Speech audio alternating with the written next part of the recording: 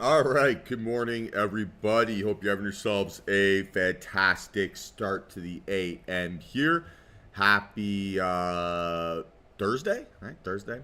And hope you guys are ready for what should hopefully be a good finish here to the week. Been an awesome trading week here so far. Done a very good job, right? Kind of trusting some of the price action in front of us, being specific in how we want to judge the quality of price action, and really from there, really focusing on just managing our trades, right, with sort of that technical element, not a P&L based element, and judging ourselves on the quality of our decisions, not necessarily the immediate outcome of it. Talk about this all the time, but I think a really kind of important thing to realize, really important thing to realize, right, is that you need to delay your gratification for the result of your second trade, right? And what I mean by that is, what's my P&L if I behave this on a next trade basis, the next 10 trade basis, the next 100 trade basis, and the bigger sample size and longer quantity that you can kind of solve for, the more that you're actually going to make here long term, right? So what feels best for my account in the moment is rarely what feels best for me here long term. And I'm looking to not solve for today's P&L, right? I'm looking to solve for tomorrow's, next week's, right? Next month's, next year's, next decade's P&L, because I know that that gives me a better long-term result, and that that's a better prize than the feeling of any short-term outcome. So just understanding that my objective here is to delay my gratification and to not chase that daily number, and just aligning all of my decisions and all of my expectations and all of my judgments with that core set of beliefs is going to set me up, right, to be a lot more successful here as a trader. So I want everyone to hopefully make that same decision, right, to focus on those same elements, and hopefully from there, right, we can keep compounding away, keep stacking up what has been a fantastic start to the year, and hopefully, right, continue building that awesome momentum. So look, January, P&L wise, been one of the best months I've had in a very, very long time. And it's not because the market has given me a huge amount of range. It's not because the market has given me a tremendous amount of follow through. It's that I've just made it easy to cut my losers quick, right? I've been focusing and putting my energy towards that instead of putting my focus and energy into trying to make as much money as possible, right? It is the focus on making it easy for my next trade to be a winner, and then focusing on either adding to my winning positions, right, when the math makes sense, or, right, closing my trades as my P&L is at its peak, and not having FOMO if I close it early.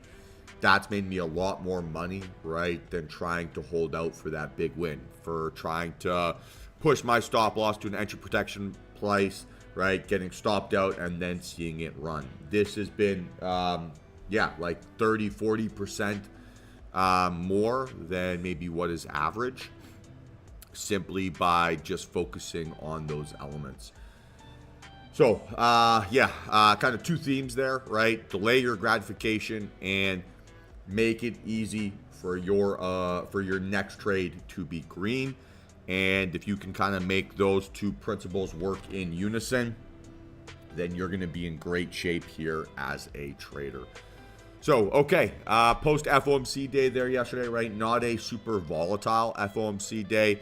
A little bit of a range, higher high, higher low, kind of general amounts of consolidation as well. And then a few names that gave us earnings there after market close yesterday. With Microsoft, for example, right now giving us a pretty significant gap down here, even though they beat on earnings, right? So beat top and bottom line. So this would be textbook setup here for like a Bollinger Band reversal. And we'll manage that and see how things are going. And yeah. So with that being said, let's check the economic calendar here quickly. Actually, pending home sales, fine.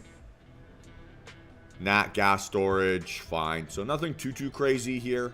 But yeah, let's see how she goes. So what's the count here, team? Let's start with ES. Let's get going there. And yeah, figure it out.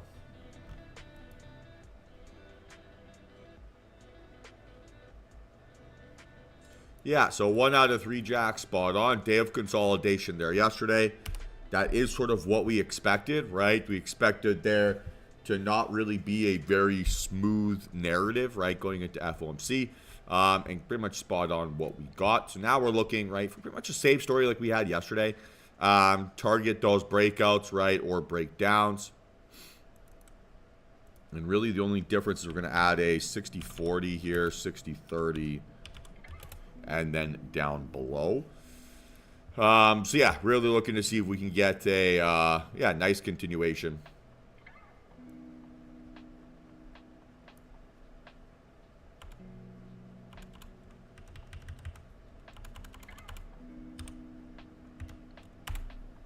And that's really it. Okay. And Q, let's count. Similar, not so similar. Yeah, similar, same thing like yesterday, right? We still haven't pierced the high of that Monday range where ES we have, right? Not necessarily a super strong breakout through, but that does give us a slight structural difference. So we're looking still, right, for that breakout through that initial area or a breakdown towards that initial area.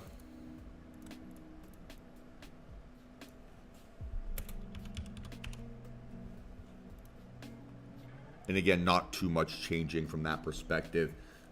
With Microsoft, right, being such a big gap down, what do we anticipate being the possibly most likely move on Microsoft here today? So if it's like an overreaction flush, you're probably not expecting it to sell off another $20, right? So if we're expecting it to be kind of a possible like mean reversion type opportunity, how would that maybe impact NQ this morning?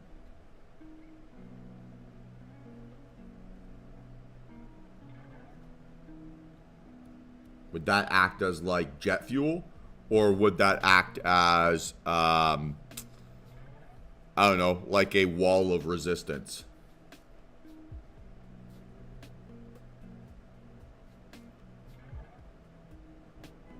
So if we're seeing kind of NQ, right, being relatively strong here this morning, and then we see Microsoft buyers step in and wanting to fill that gap, that's going to create a like level of confluence, right, where now NQ has jet fuel, like I mentioned, right, to break out above those highs and continue this narrative.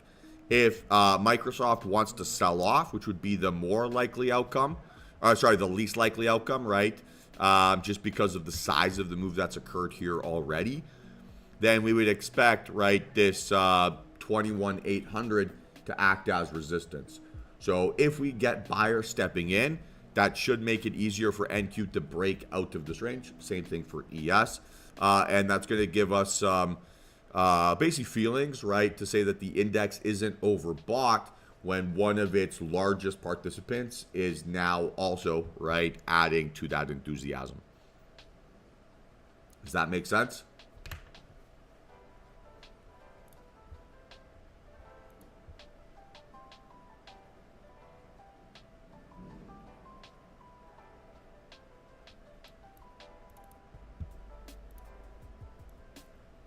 Okay, so this morning, right, on CL, red candle, decreasing volume, gap down. My voice is still, it doesn't feel perfect yet. That's so funny. So this again sets up as a reversal trade, right? So either a reversal under, right, like an ORB fake out and then up towards 75. We can go like 74.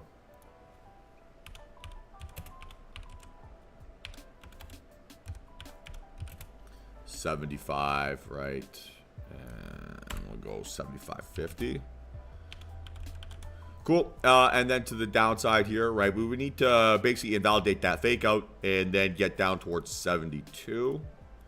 Might be a little bit more challenging for us here this morning. To the downside, starting to seem a little bit like, I mean, this is highly speculative, but starting to feel a little bit as if CL is now relatively extended here to the downside, right? We're near the lower Bollinger Band here on the daily basis. So like the expected or obvious move or reasonable move here that has happened, you know, you're maybe at its extremes. So fake outs, reversals, finding some sort of support for another move back to the upside wouldn't be too surprising.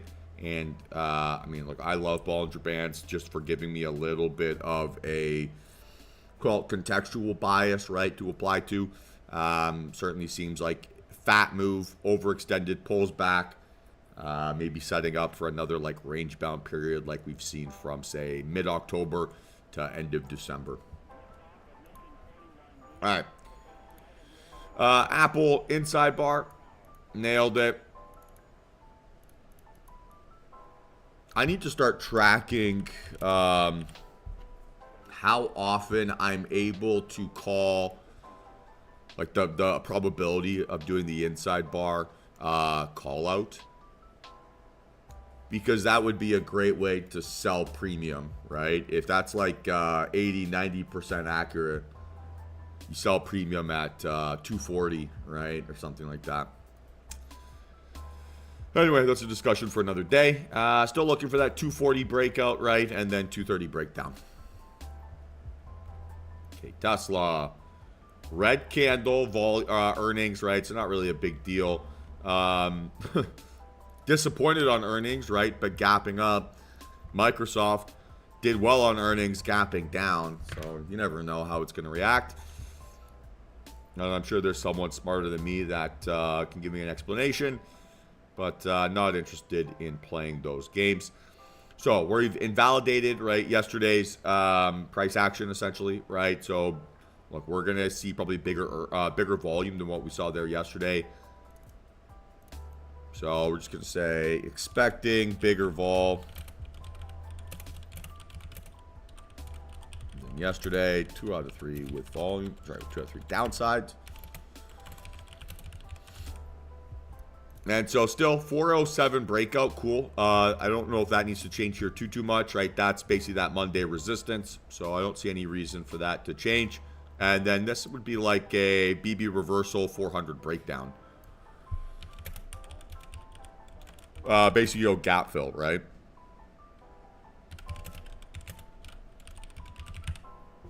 So gaps love to get filled within sort of the first 24 hours. Something like 90% of gaps get filled within the first 48. So we'll see if that ends up filling. All right. Microsoft, huge gap down, right? Post earnings, inside bar. And so this sets up as a textbook BB reversal, right?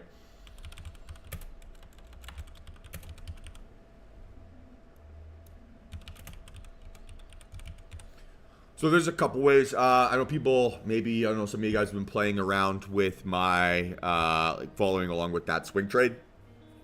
So there's a couple ways to manage this, right? Yesterday, talked about how we want to trim some of our position prior to earnings, right? So that's exactly what I did here near market close. Closed about 2/3 of my position. So now if I do get a Bollinger Band reversal setup here, I'm going to use that basically cash I used for that 2/3 of that position to play that Bollinger Band reversal thesis. And then once that trade closes, right, look to then close the entirety of that remainder. So, yeah, that would be basically the way that I would play this here today. And yeah, we'll see if something like that comes up here. If it does want to break down and we get a big sell-off, it would have to be like under that 410. That would be really the area it would have to really hold under. So I'm willing to be pretty stubborn with my remainder here. I don't see anything fundamentally changing still on Microsoft. And yeah, the initial reaction you got in the first week sets you up for a lot of success. But if I'm adding this to my long-term portfolio, I'm not really too bothered by 2 weeks of price action. Okay, Amazon inside bar.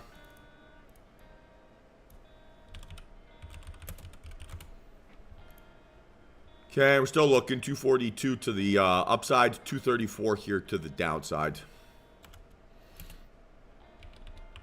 And basically, like, on these consolidation breakouts, right, this is also a great scenario to play that fake out thesis. So, like, a failed move post-consolidation under 234 would be a great opportunity to also then look for that fake out type setup, right, and a continuation higher.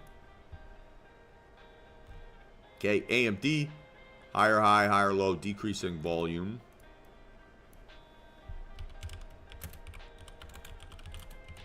So still looking for that bottom up gap fill, right? And then we're looking, I mean, basically a gap fill failure, right, then breakdown.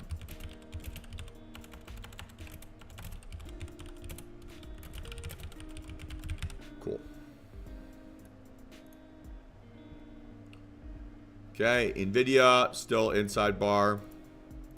Starting to consolidate on its 200 MA. Pretty interesting. So you're looking, yeah. Not much changing. All right, Meta inside bar breakout tier, strong earnings, big gap up. God, Meta is such a beast.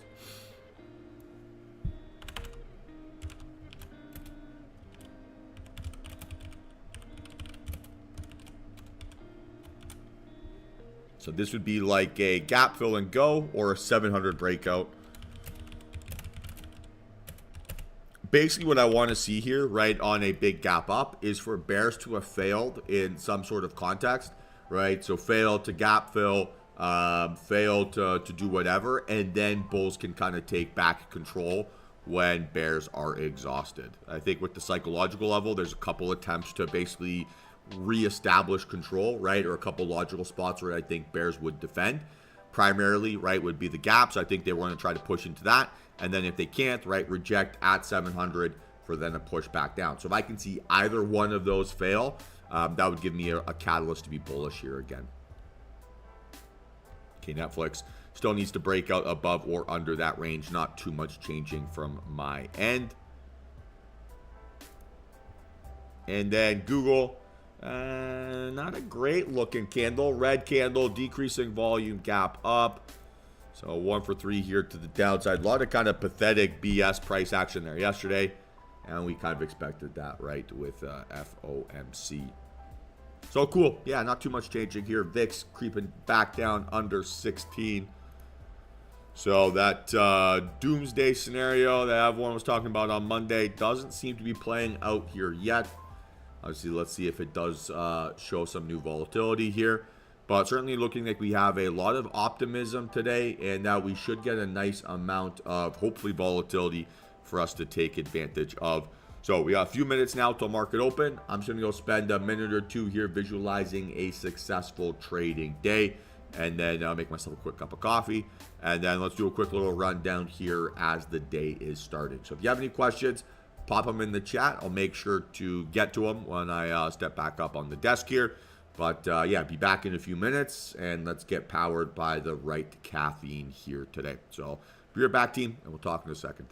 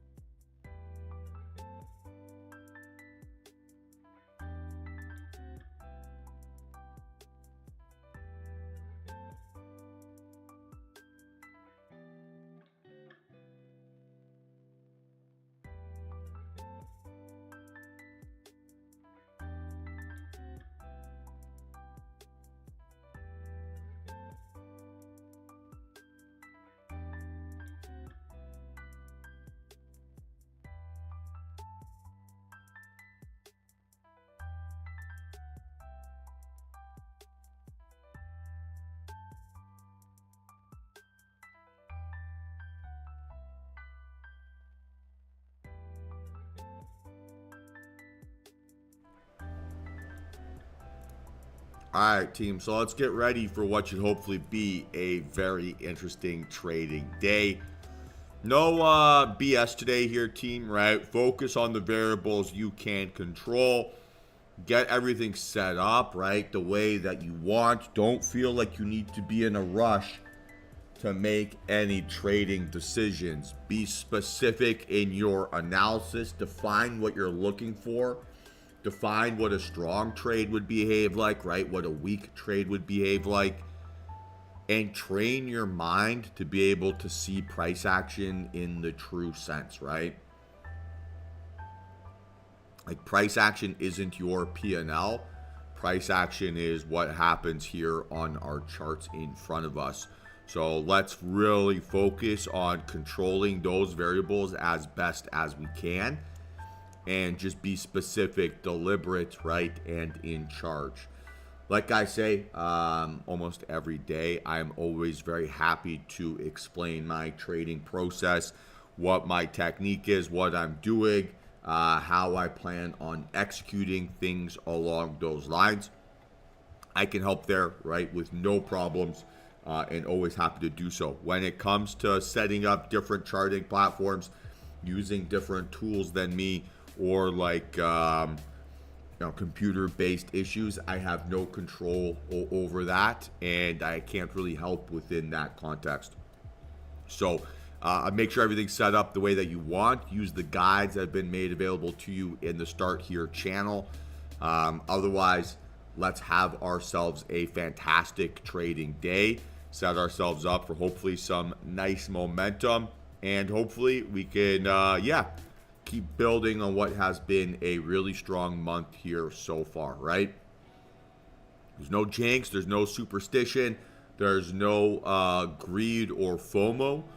All I'm looking at is I've now got a month worth of data, give or take, of, hey, when I follow my rules, when I remain in control, when I behave the way that I say I'm going to behave, I'm going to finish green, right? Or I'm going to finish small red.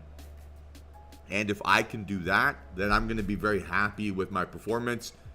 Maybe not on that day, right? But I will be happy on January 31st, right? I'm going to be happy February 1st. And I'm going to feel as if I put in a good amount of work and didn't waste my time. We can all make that decision for ourselves here as well. And hopefully you are all building that sort of level of evidence, so that there is no doubt that following your rules and behaving in control is actually the correct way to trade.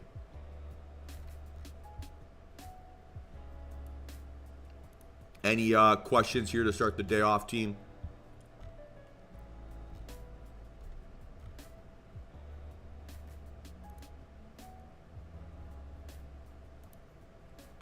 Good?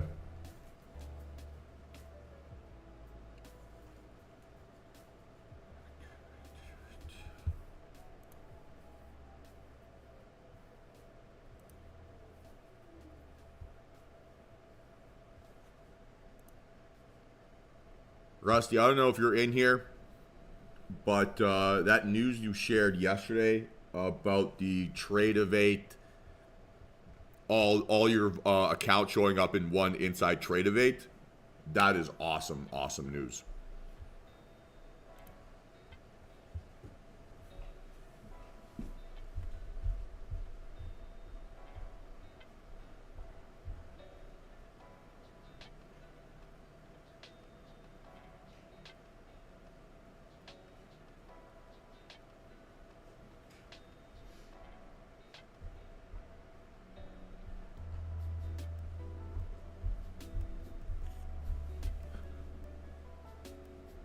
Yeah, that would be so cool. Guys, I should make some programming notes here. So Trade of 8 is just going to allow you, so if you buy, say, 10 evaluations, right, instead of having to use copiers, it's just going to combine all those account sizes into one, so that it's one giant balance instead of 10 separate accounts. But this weekend, team, I'm making a short-term move. So I'm going to be going down to Cottage for a few months. So nothing's going to change from like a stream schedule. It's all going to be the same. Everything along those lines is going to be fine. I've just had to order a desk for that. Yeah, it will. And I'm not sure if my desk is going to be here for like my big PC over the weekend. It's kind of like remote Canada.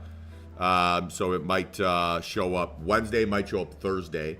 So if that does occur and it doesn't show up on its scheduled Saturday date, then the stream will just be YouTube only on Monday, Tuesday, Wednesday, however long it takes for the desk to show up.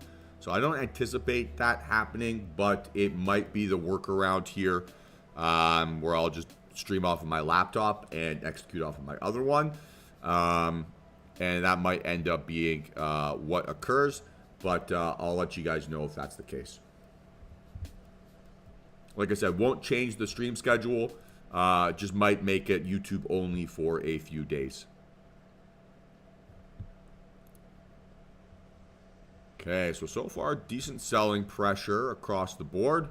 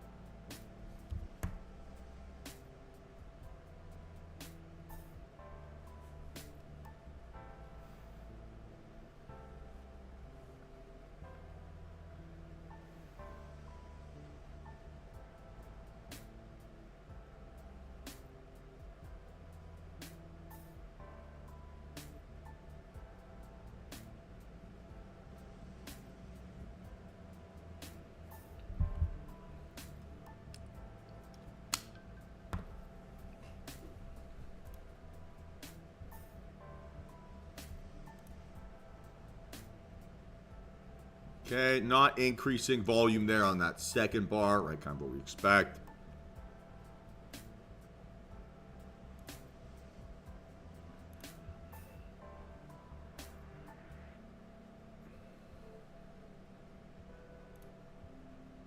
Yeah, so far so chill here, team. Not much going on here yet.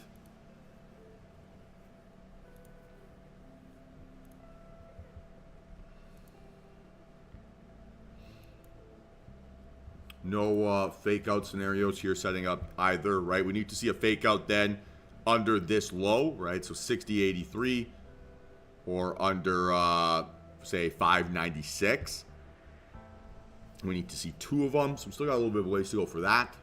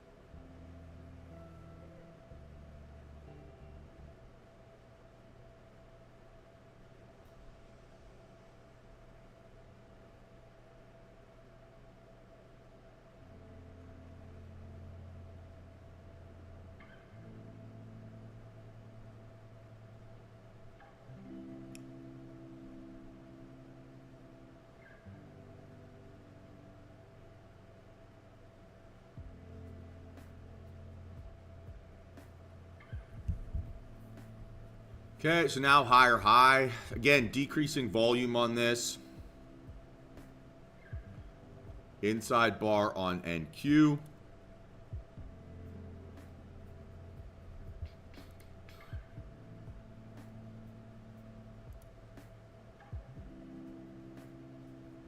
All right, and this is going to be my Microsoft re-entry here in a second.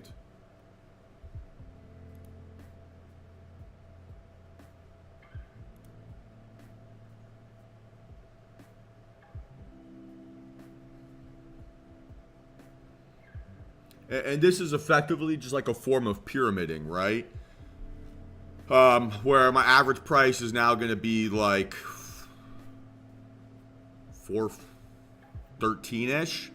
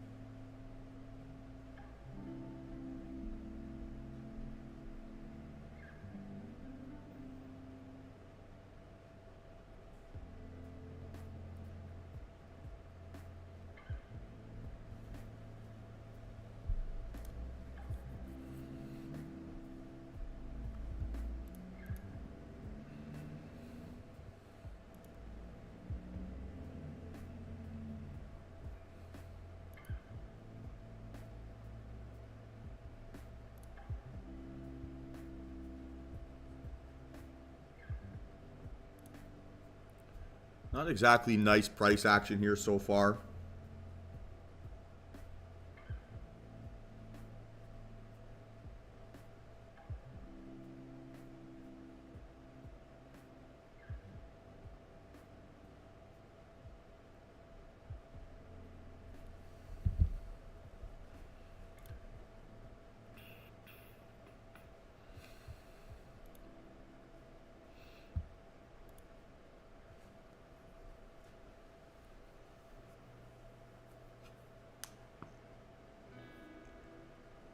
Oh.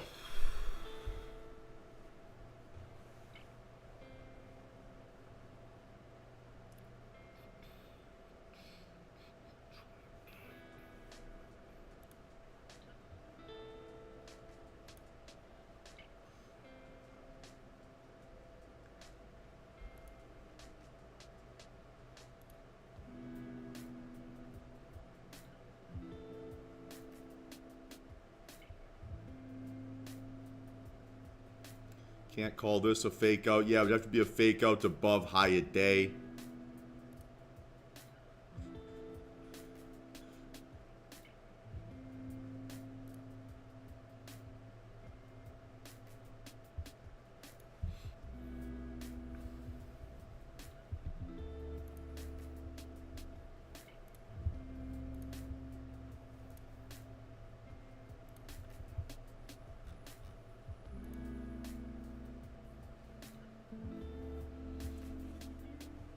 Guys, I keep having dreams about shorting meme coins.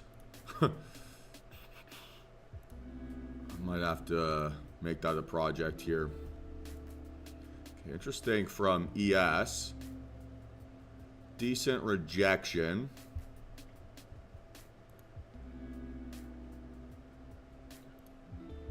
I do have some 10 a.m. data. The only, I guess, concern I would have is probably have to target high or low of day, which is 6 points away, with risk having to be 6 points away. Like, I'm kind of already in the middle of that range. I don't know if I have a tremendous amount of upside. And the reason, right, I would want to target low of day is I've already seen bears get stuffed there pretty aggressively. So it's hard for me to have like a ton of confidence I'm going to get like I can ignore that level pretty much, right?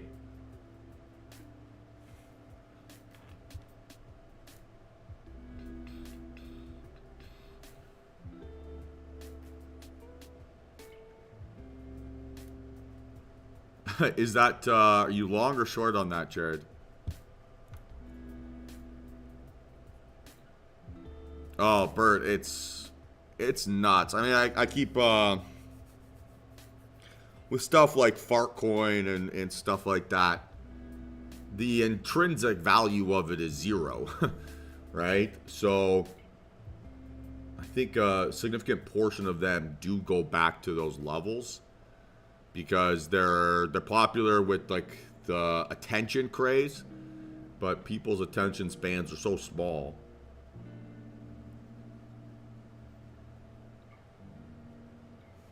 I might have to, yeah, I might have to play around with that a little bit in the next couple weeks here.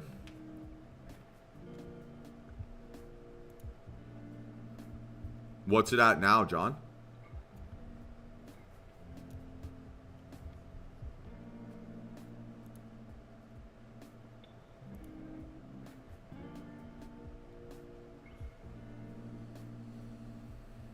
Not bad, not bad.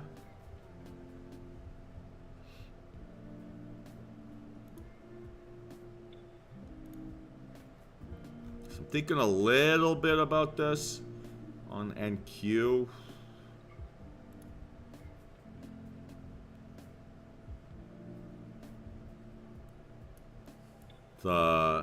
That's your quant. Beautiful.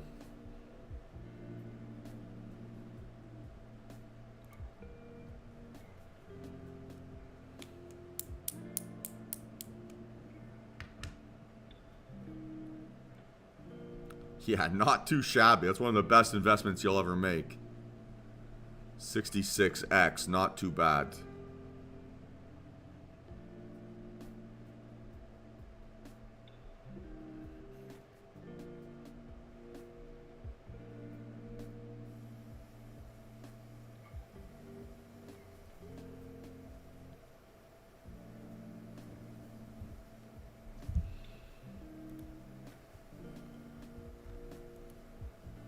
Okay, so on this, right, I would need to see this price act as support, right? Maybe even that green line. Green line starts to make it a bit tough. Just to get the sizing, right? Because you need your stop loss to be, say, 38. So you'd be risking 30 points. You need to see it hold 61. Which I think is just a bit challenging.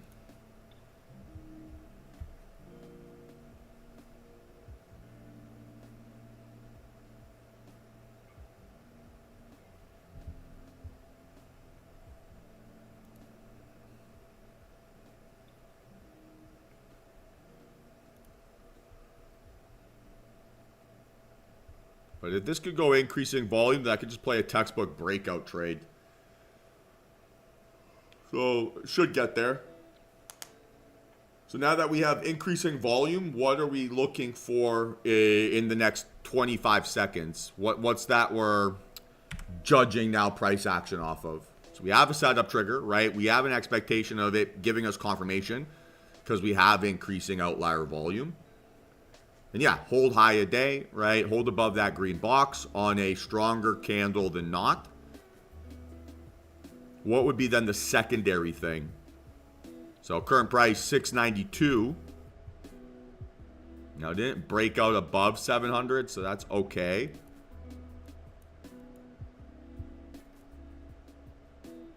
Now it has. So you'd like to see it not pull back further, right, than this yellow line or find support off of this yellow line. So I'm going to start to set this thing up. Stop loss 689.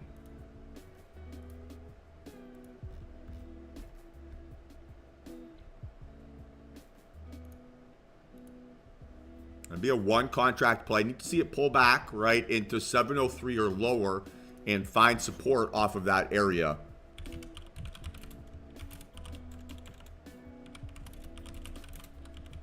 Again, if it doesn't give me that pullback, that's fine. I don't have to chase this. I do theoretically have the same setup here on ES. Maybe a slightly easier range to target. We're already outside of that 2R zone, so we'd be targeting a move towards 6110.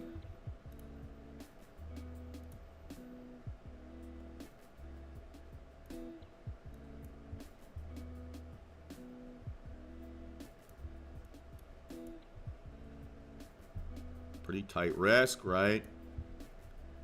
And be looking for this to hold that support. So 62.25. Not sure if we will. Squeeze mode here so far.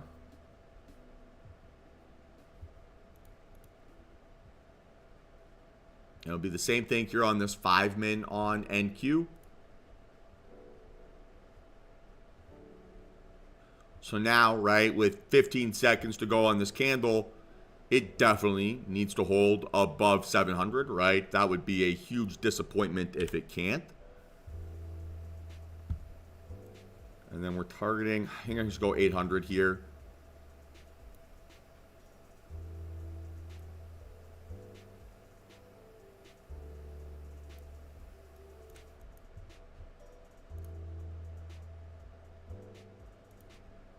Okay, so let's watch again.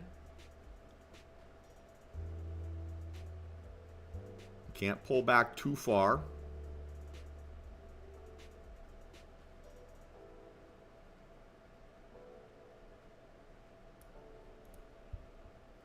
Okay, so for now, 725 stop. Right, green line. So if you have a different chart setup than me, right, the candle should still look the same, even if you have a different like price formula. So if you're looking at ticks or you're looking at a line chart or whatever it is, it should still be that same point on the 5-min time frame, right?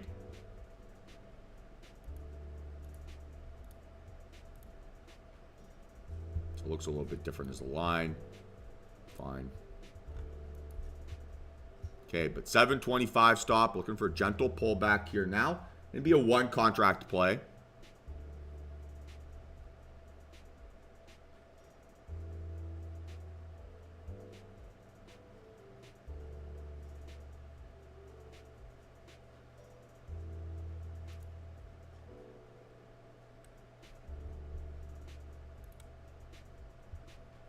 Okay, so that was my entry right there. I am in 21, 740, 25, 1 contract.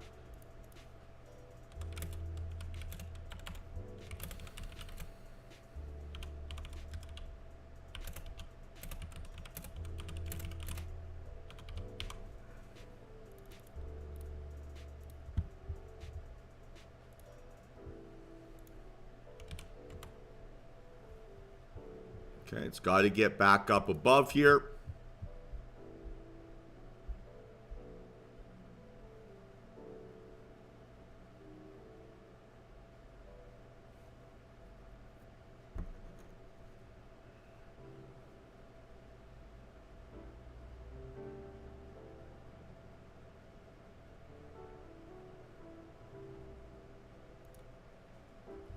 Okay, guys, I have closed this trade at 7:30. Closed this trade at 7:30. Could not get back up above my entry price, so not willing to take a max loss.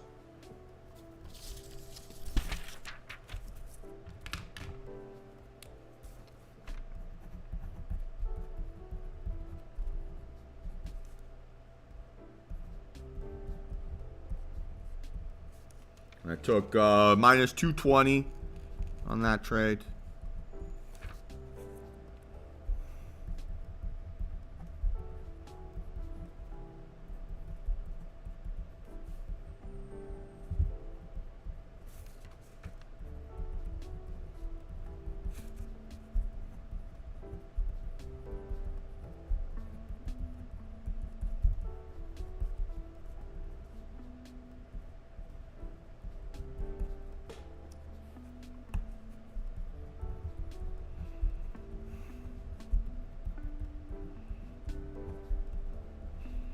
Right? And the reason to have gotten out of that trade is once it makes a higher high and then pulls back your entry price and then wants to make a lower low or can't get back up above that price, that's starting to tell you that it's behaving more like a failed breakout, right, than it is like a winning position.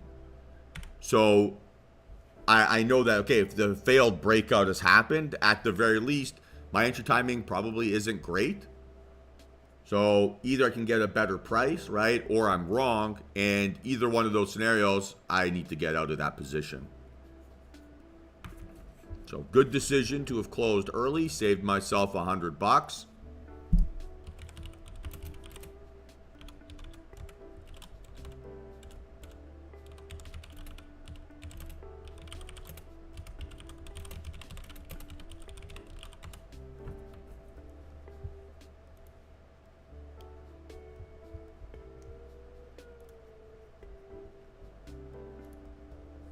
And okay, not a great P&L outcome, but that was a good process-based outcome for sure.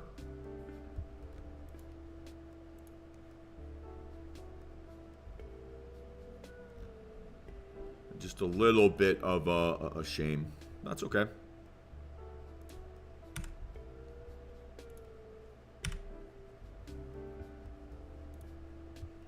I wouldn't understand the logic there.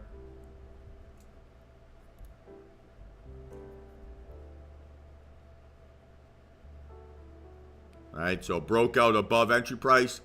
Couldn't hold entry price on a pullback, right? We didn't see, kind of saw like an elevator down through entry price, not stairs down. So get out, right? You're wrong, or it's not behaving what a strong trade would behave like. So get out.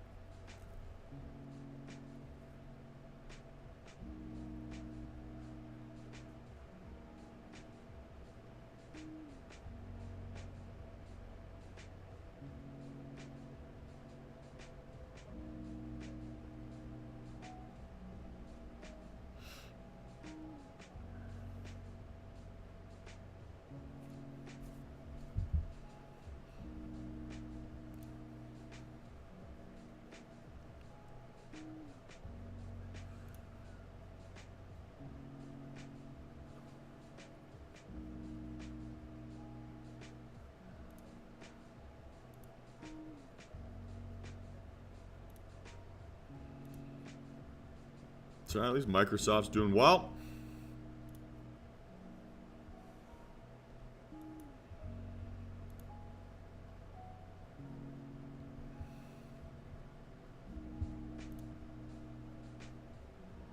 So now if we're going to play a fake out thesis, right, I have to go just a little bit higher. To be a fake out above high of day, around that 6110. Or, right, above 751.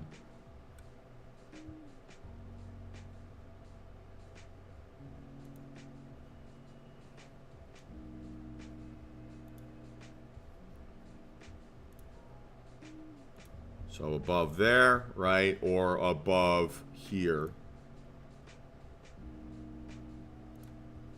So it's on the first, like, breakout candle here, right, closed under that, so it's a failed move. So now we want to see bulls be able to push back, fail again, right, get stuffed at high of day, and then use high of day as that target. So it's A, you want to see the setup, right, is fake out one, right? So fake out above a breakout or below a breakout. Setup or confirmation of that setup, right, is a second fake out above that high of day or low of day, and then an aggressive pullback under previous high of day or previous low of day.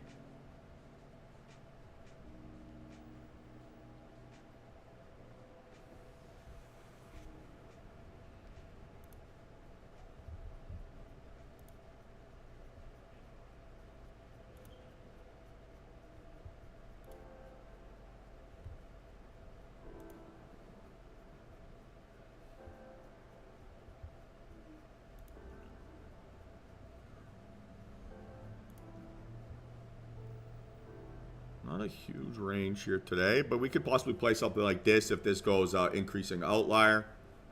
So that would be, this would be your setup then, right? This would just be your traditional candle confirmation.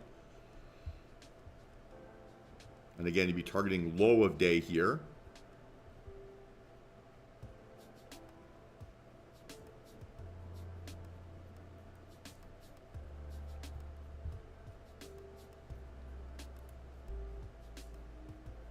NQ less range, I think, relative. Maybe not.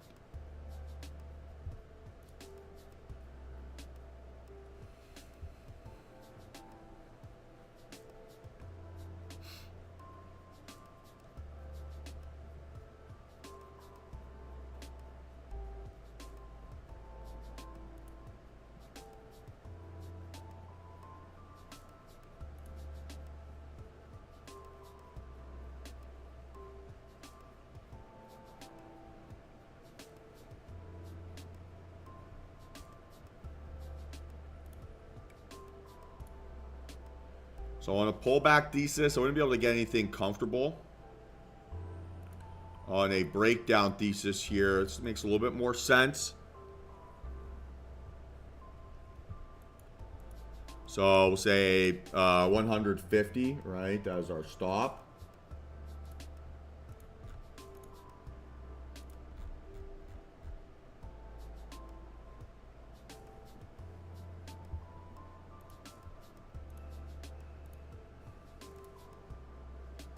You're looking at 2 units here, right? 2 units.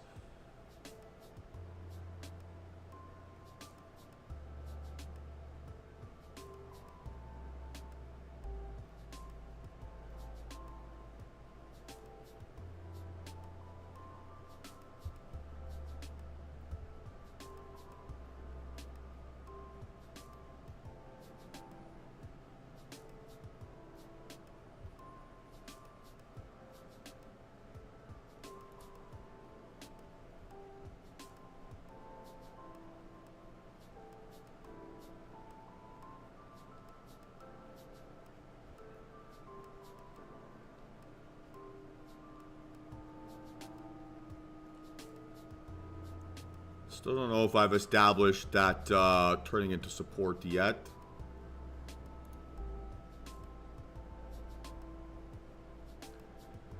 Okay, so now a gentle pullback would be very, very interesting. It's got to be above that 96.50.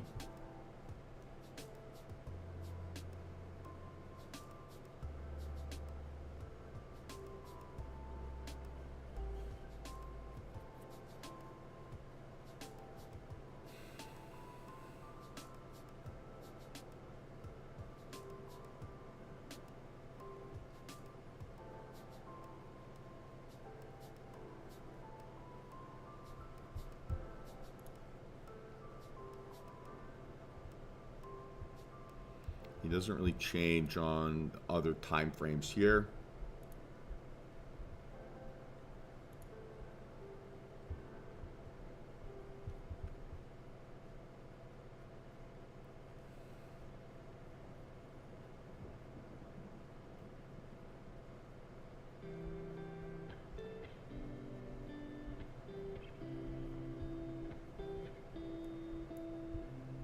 Well, that's disappointing.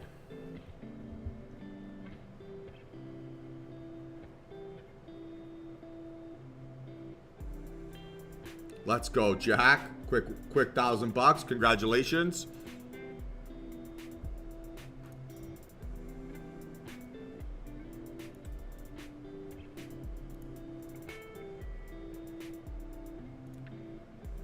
Okay, so I'm going to be looking here at, well done, team, well done. We're looking at NQ here instead, right, for a downside move.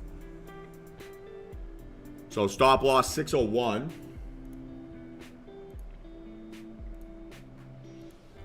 Again, be a 1 contract play here. And we're looking to see this area, right, act as our support for a downside move.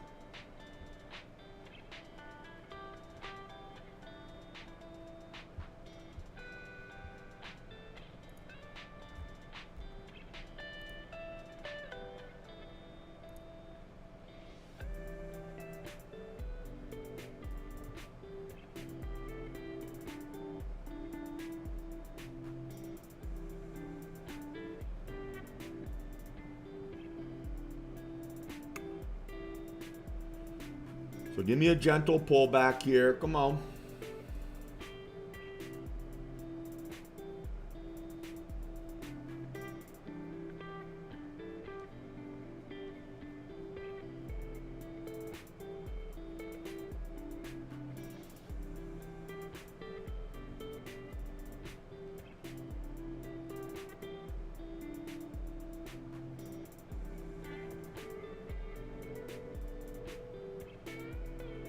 So this is where we're looking, right? This is where we're looking. Are we seeing sellers step in? Or are we seeing buyers, right, kind of flush through our zone? So far, I'd say probably looks a bit more like buyers than sellers.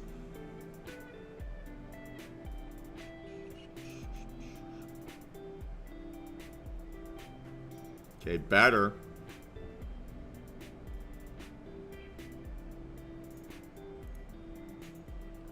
Okay, these types of prices, I could go 2 contracts.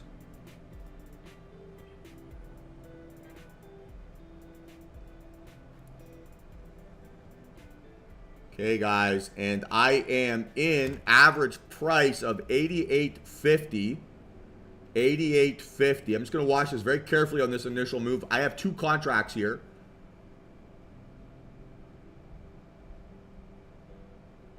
So I'm in 588.50, 2 contracts. So just watching this very, very carefully to start.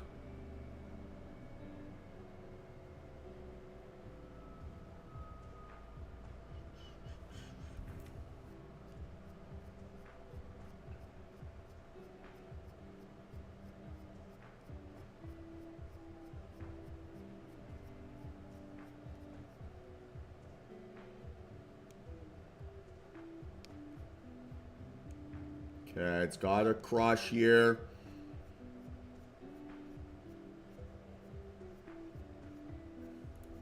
Okay, guys, I am out of this at 71. I am out of this at 71. And that's a quick $600 rip. I do not like that candle shape. That, for me, makes me feel nervous or that I'm early. So if that's the case, right, I'd rather basically slow down my trade, get out, reset, take another entry when it feels like it's starting to move correctly, and get out, right, at that quick initial rip here, that low pullback, right, after what looks a bit like a bearish failure. And that was definitely a good decision. Very, very good decision. So, okay, right, took a quick little win. Back to green here on the day. And did not get greedy. Let's go, Kiki. Let's go. Everyone else managed that trade the same there?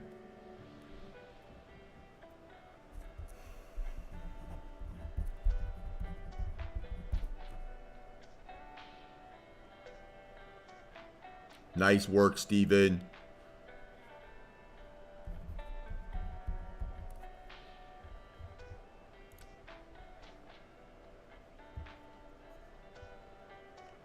Hey, nice work, Kiki. Well done, Alfred.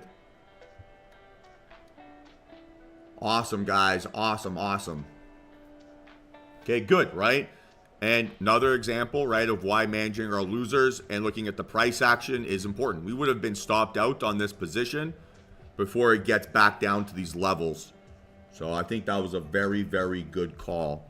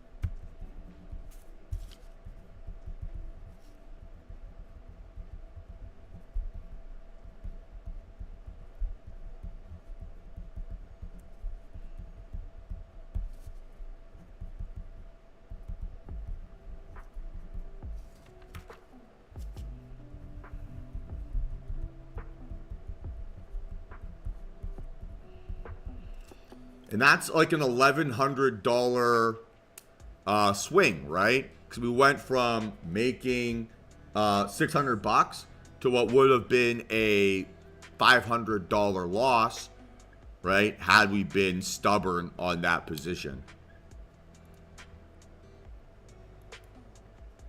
So I like that a lot. That feels really, really good, right? That's a very good process outcome, even if maybe P&L isn't perfect. Yeah, Chris, I call him out like I did here on this last trade. I also will write them out when I have the first opportunity to do so. So I think I called out that trade. I mean, correct me if I'm wrong. But that's the general process. And then, sorry, I will upload in the setup alerts here. 95% of trades. Ones like today's, right? The second one, where instantly, right, went to position management. I just don't have the mental bandwidth to be able to write it out and manage it at the same time. I'm just afraid I'm going to miss something. So 95% of the time, 98% of the time, it'll also be updated in the setup alerts channel.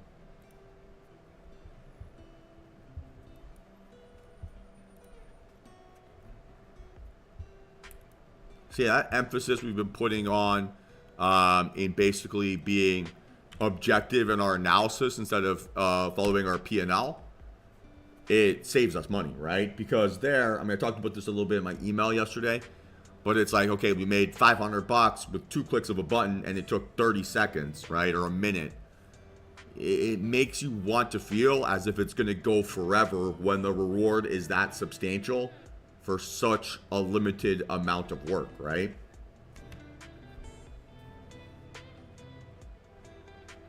So just really not about getting like emotionally attached to the P&L and just play the price action in front of you. So okay, good little bounce back here.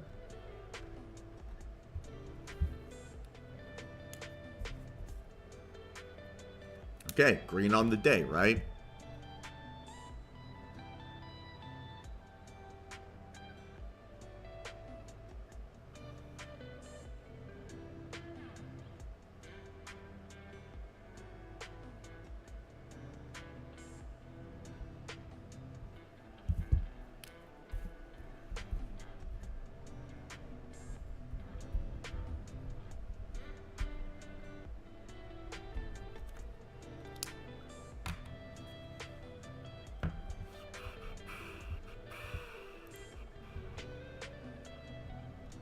CL.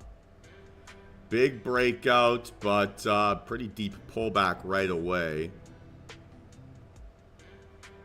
Targeting 74.50 probably. Sorry, 73.50. Whoops. Starting to pull back, maybe just a little bit too much to trust. We'll keep an eye on this for sure. Yeah, so far good trading day here, team. So far good day.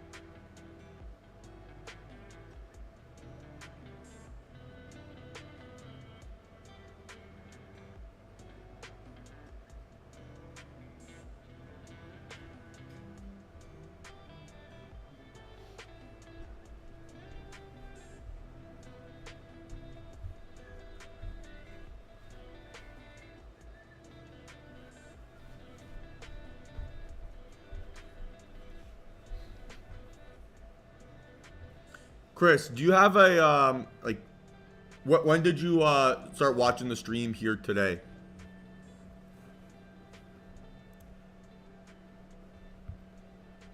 Okay, perfect. So, basically, right, if I'm about to take a trade and you don't know what I'm looking at, or you don't know what like my entry target is going to be, or what my position sizing is going to be, please don't hesitate to ask those types of questions. I'm always very happy to be able to explain that for you. Those types of things that I'm basically here to help you with.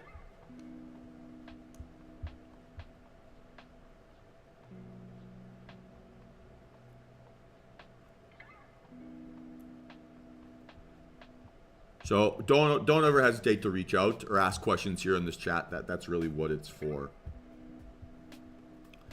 So Jared, there's multiple reasons why maybe your P&L wouldn't be where you want it to be. With the information that you've given, it's hard to know if it's a position sizing thing, if it's an entry timing thing, or if it's a when you close your trades thing.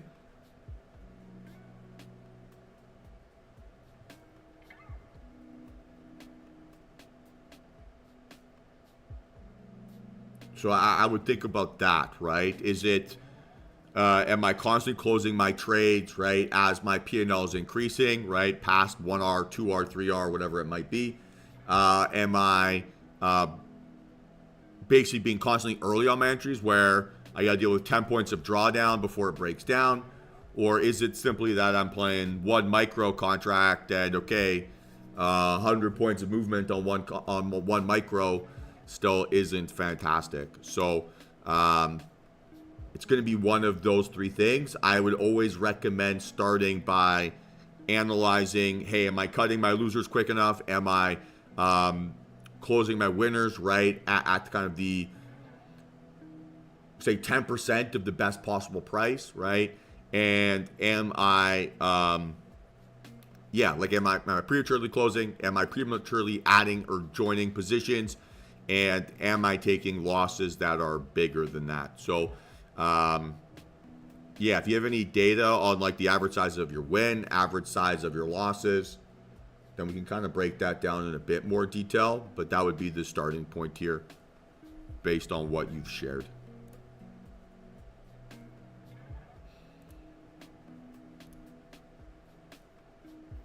Okay, again, so far I don't feel like I've missed out on much. So far, so good here.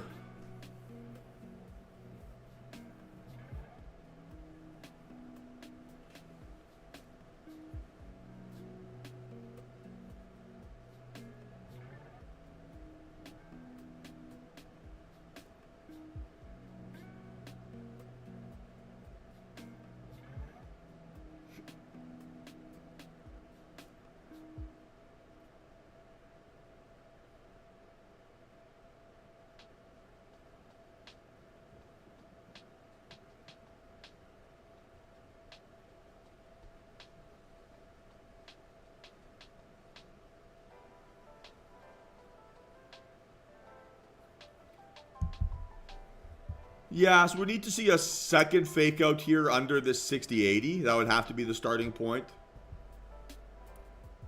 So definitely is something to keep an eye out on. I would say that it's a better fake out setup than on NQ.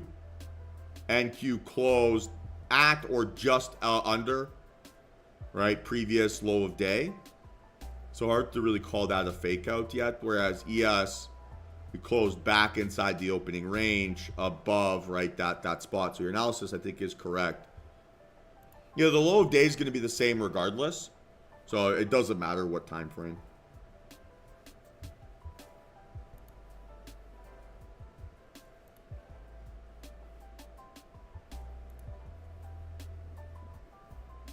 And your target, right?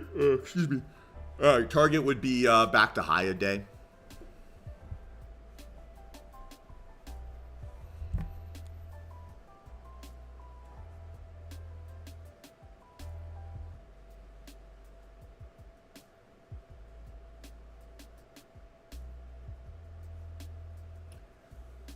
Well, the fake out and the pullback are two totally different scenarios, right?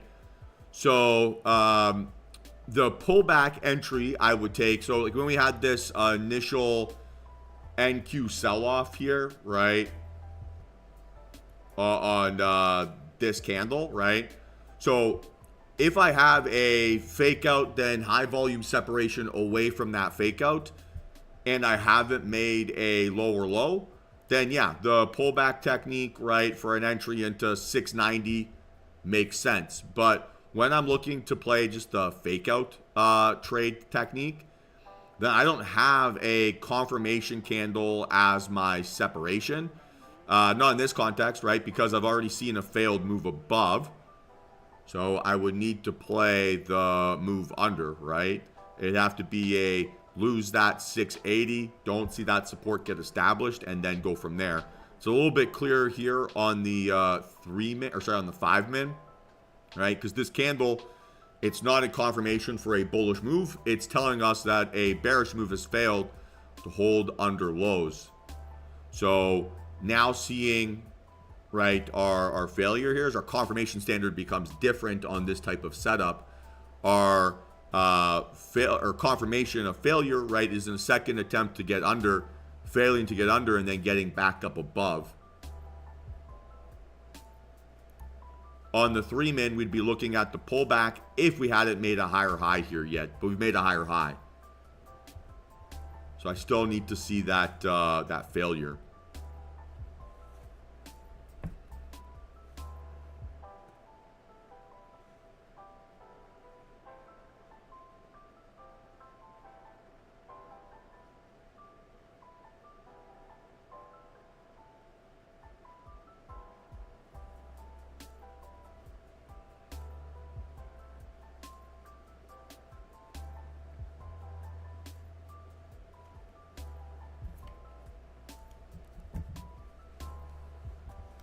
Basically, our thesis, right, with this fake out idea is, hey, we had a bullish bias. We had a bearish bias.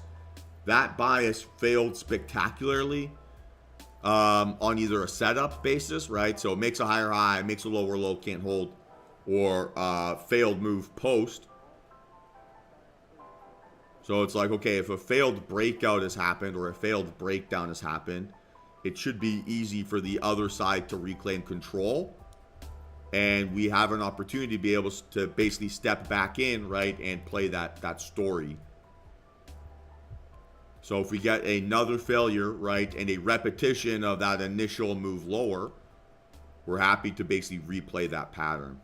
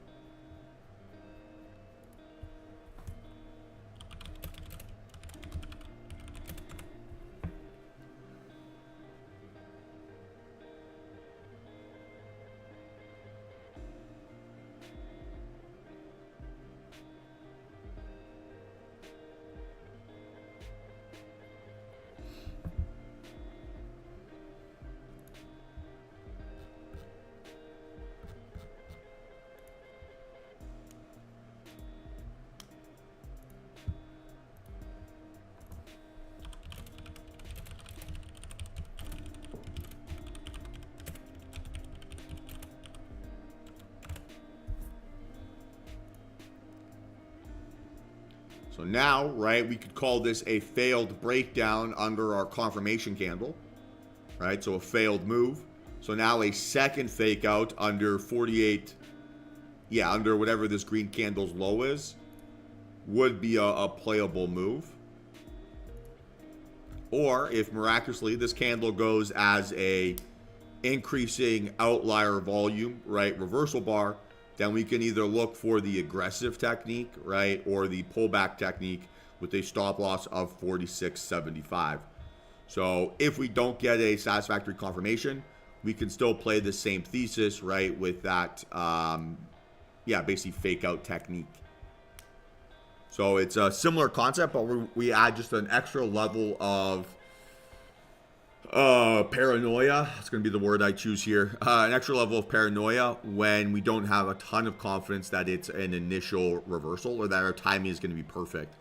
The point of this fake out, right, is that when it reverses lower, let's say it goes to 39 and then gets back up above 48, that next immediate move should be green pretty much instantly, right? So if that's what strong price action looks like, then that should be the immediate reaction to that move. And if I don't see that, right, then I know that my catalyst is to get out. If I do see that, then I have a really good immediate buffer, and it should be really easy for me to get 2R, 3R, 5R return on that trade, because my risk under, right, is going to be 5 points. It's going to be 10 points. It's going to be maybe 15 points. So now getting 30 points of follow through, right, on that little fake out move is super easy. We've just seen it give us 50 points. So it really is about defining what that quick reaction looks like, and then either getting it or not, and getting in or out if you see it.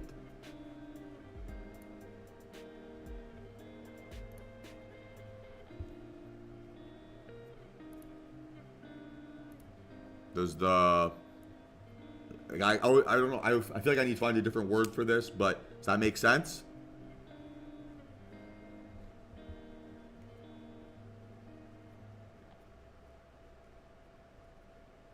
So, like, if we're green, we should be buying green at the same time everyone's buying at 48 or 50, right? And getting that initial quick pop higher. And then either having the buffer to think about getting out, right, if it's not enthusiastic, or building up your position for a significant move.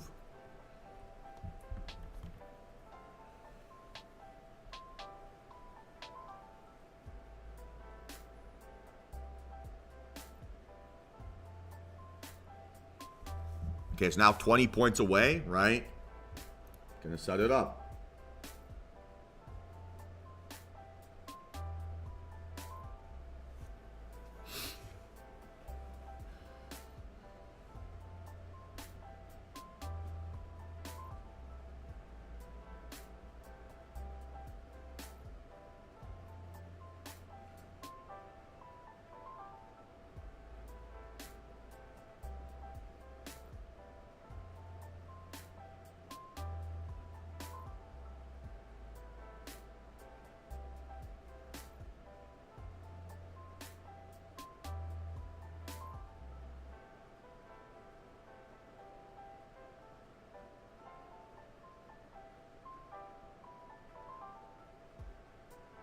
So again, right, I'm watching for like an overreaction move here under this 46.75, and then for a move back up above it as my like entry target.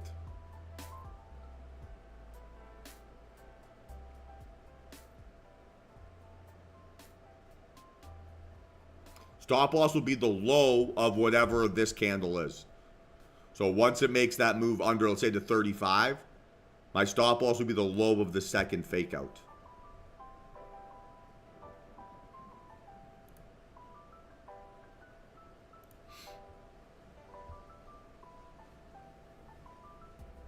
Clear? Yeah?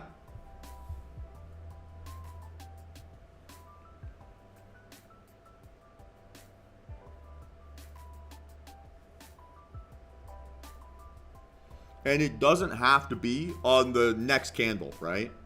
It could take a couple bars to get there. Could be whatever.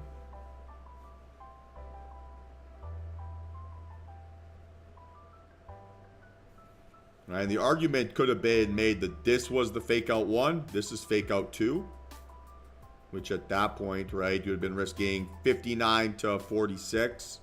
So 13 points, could have been two contracts.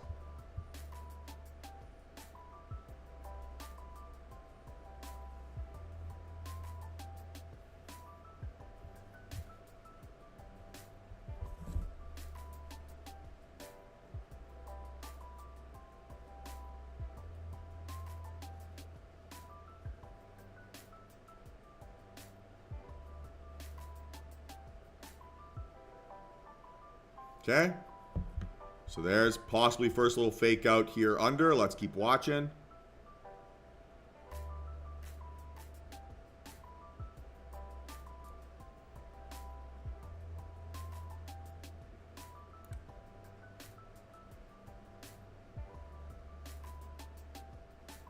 And is this starting to feel like it's a fake out? No, not really, right? Starting to look like it's a breakdown.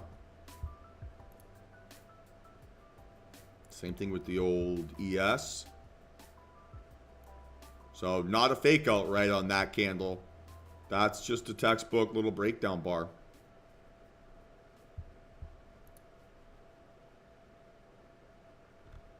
So now I can possibly play this as a 10-min breakdown, right? Increasing outlier volume. And we're looking for that continuation narrative that we've been loving so far this week. Okay, and so you're looking for approximately that yellow line to act as support for a downside move, right? So 522.25-ish would be my initial entry target. The stop loss, right, at 541. And that would be a one contract play here. So missed it. So I might see if we can get a gentle pullback here.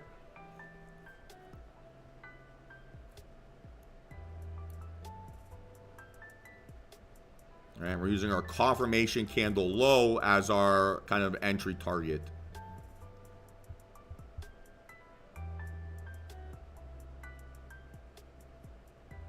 Too fast, right? Too fast. They kind of just went through that line like nothing was there. So see if we can get under again, right? And then see that area turn into support. Okay. So now again, watching for a gentle pullback into that price. If it doesn't give it to me, can always play this on a different time frame. Not the end of the world.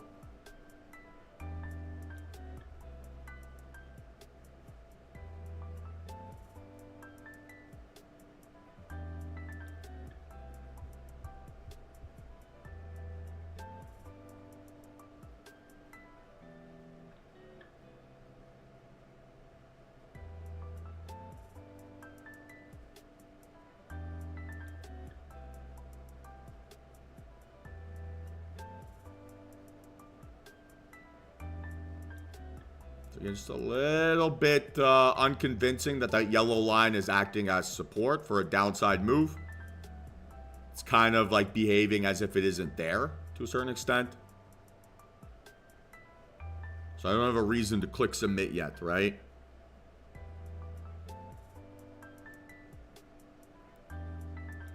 If I'm being objective, if bears were really strong, they probably wouldn't dilly-dally, right? In the previous candle's range.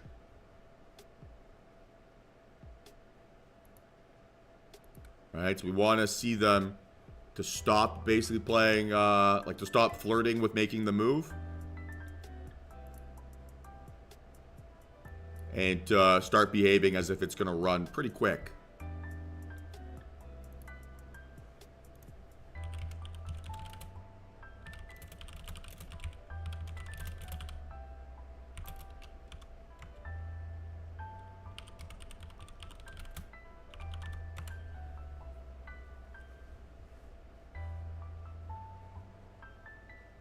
And this, waiting for this correct reaction is how we protect our mental capital, right? Because getting into this trade 5 minutes ago, right, at 23.50, and now dealing with this back and forth stressful PA doesn't actually increase our probabilities of being green, right? So being deliberate with what we want to see before we know we're going to click submit protects us from our mental capital demons. And when we trade with those full mental capital reserves, then we set ourselves up, right, to not panic react to price action moving on. When we jump into something early and then we got to deal with the stress of that trade not behaving the way that we want, we're most likely going to compound mistakes and leave money on the table, or close on a pullback, or oversize or ignore our stop loss or do something along those lines, right? When you increase the bandwidth basically that you need to apply to your trades once you're in them, I think you also increase your probabilities of making mistakes.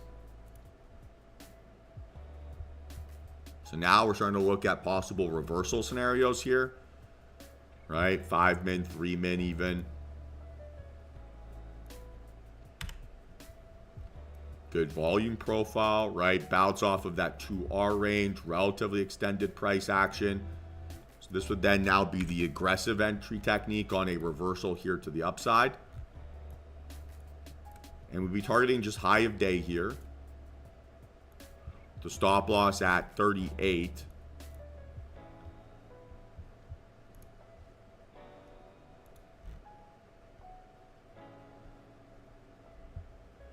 And you're looking for a gentle pullback back into your entry price zone. Now this thing moved pretty quick right away. So we might not get an opportunity on this bar.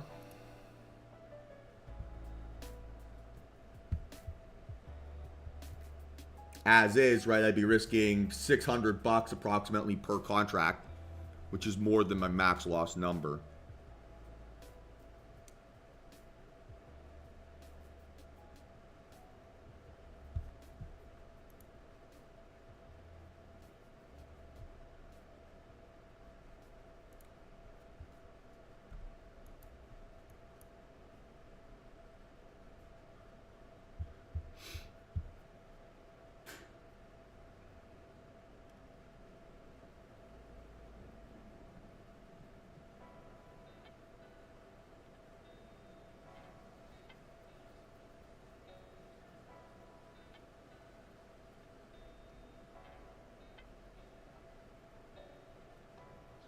So if we're looking at what's acting as support, kind of seemed there for a brief moment as if it was that 60 area. That's now gotten under that price. So we're going to wait it out here still. Now, right, you'd be looking at a 44.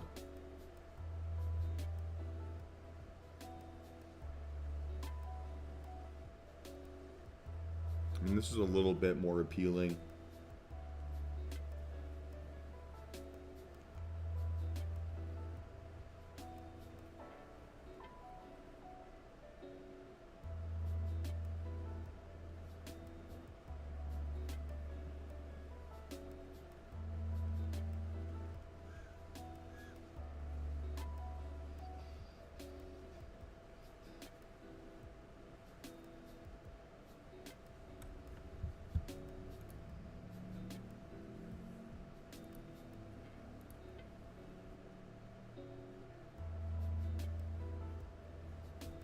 Nice work, John. Hey, $3,100 for the week. Ain't too shabby, sir. Congratulations. Well done.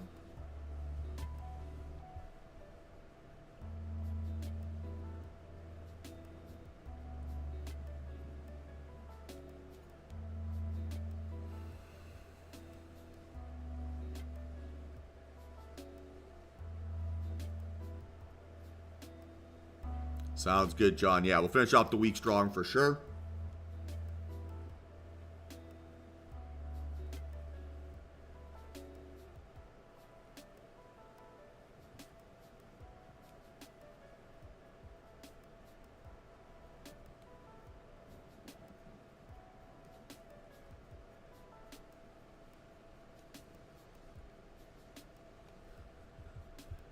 And if this doesn't set me up here on the 5, I can play this on the 10. We're going to have that volume profile.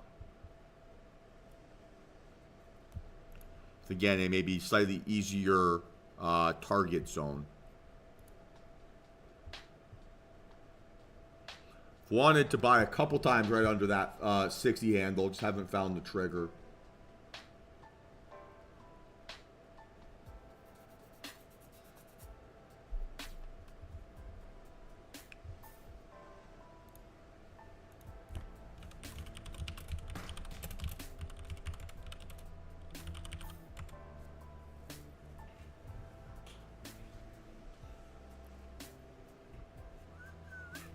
So we'll go back to the 10 min here.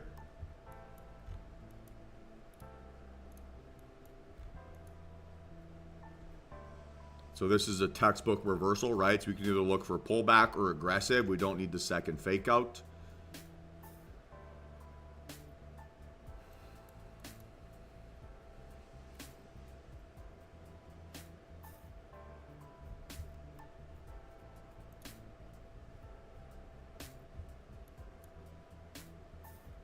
Preferably aggressive, right? That's a better area of support that I can trust. So we want to see it to break out above our confirmation high, right? So approximately above 85, and to use that 85 as its support for its climb up back up towards high of day. So if that holds, right, stop loss would be 573. Okay, so there's an 85 pop, right? Now let's see if it can give me a nice little gentle pullback into that area and treat it like support.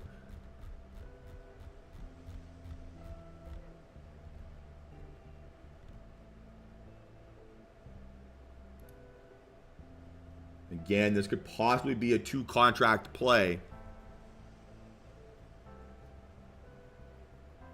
Now it would be 1. Now it would be 1.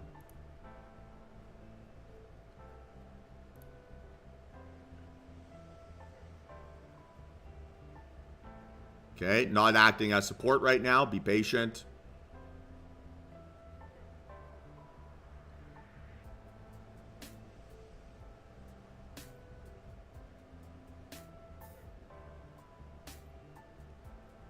Okay, now we're looking for a gentle pullback again.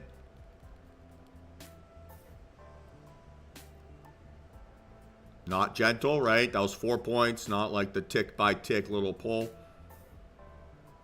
So that yellow line still not really being respected by price action. Okay.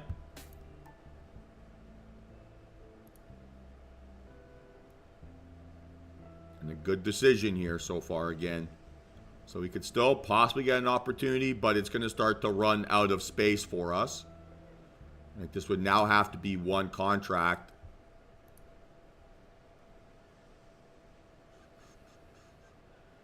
Yes, just not enough volume.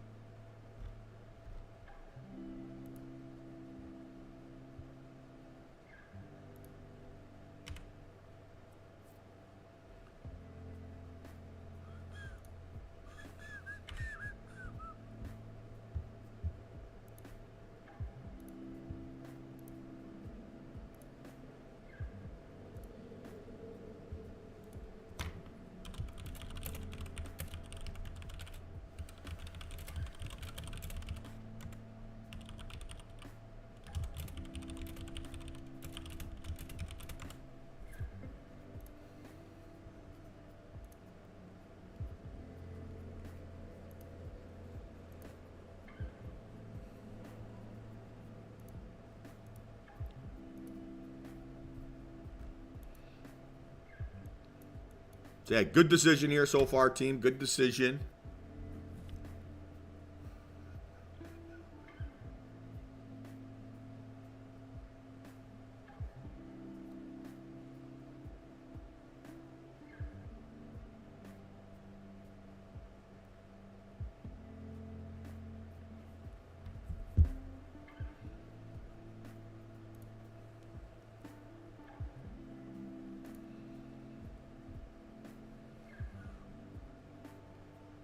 And now the problem, right, with playing this on the aggressive technique, right, is that if I'm going to get the position sizing that I want, I would need an entry around 86, right? So I would like to be able to buy my entry off of the confirmation candle high. The difference between the confirmation candle high and 554, right, is like 29, 30 points. And so that would then exceed my max loss number. So I can't really take this trade here anymore and still be within an entry that makes logical sense and within my max risk target. Just because I've got good enough risk reward isn't enough for me to be able to click submit. So I need to be able to make sure that my entry is off of that area of support, right? Because if I'm buying below it, say I'm buying at 50, or sorry, I'm buying at 80, or I'm buying at like 75, then the area that I've identified as needing to behave like support for my thesis isn't really behaving like that if I'm buying significantly below.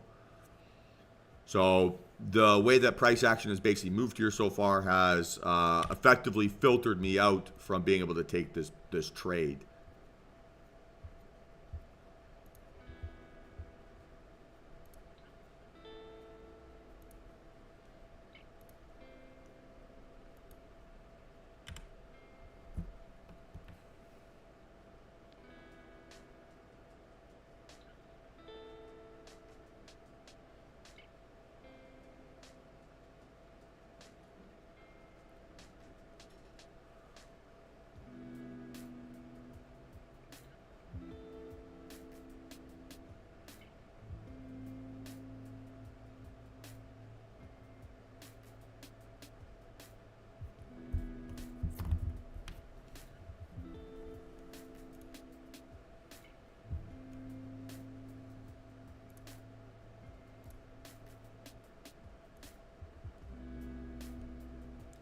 Even this is starting to push it.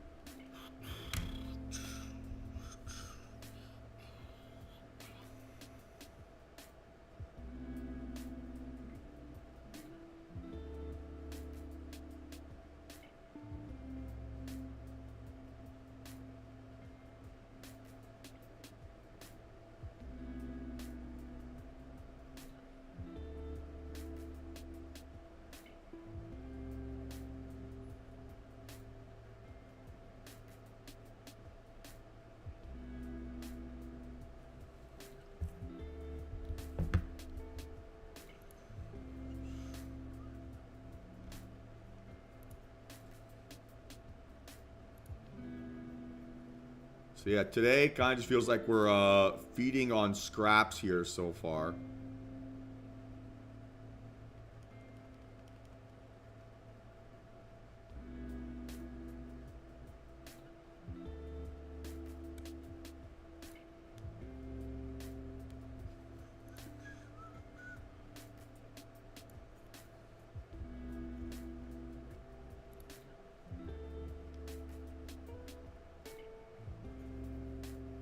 How's everyone feeling today? Good?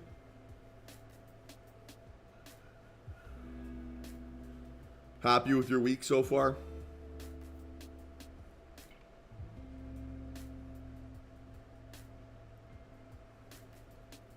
Like physically hungry, Michael, or hungry for more?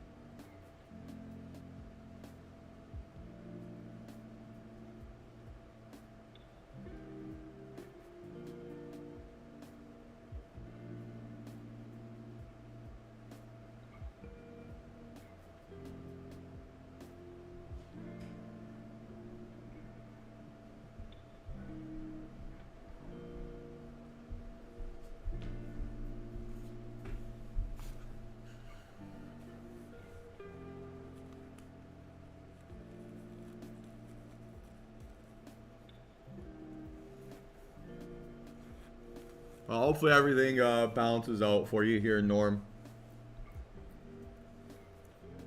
And good man, Matt. That's the way to do it.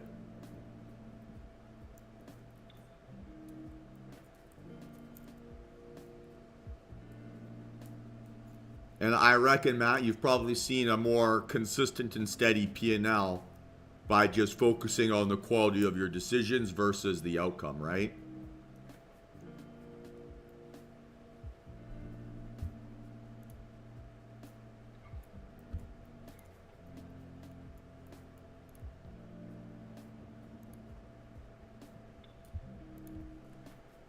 Fantastic. Yeah, that's exactly what I wanted to hear. Just trusting that and getting the evidence of that, I think, is such a mental barrier. Yeah, it's like to use like a religious term, but you kind of have to have faith.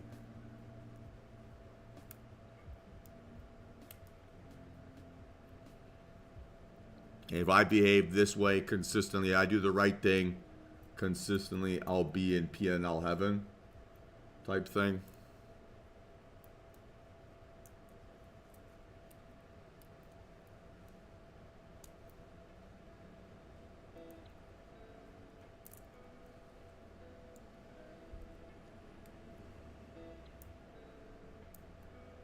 Yeah, yeah.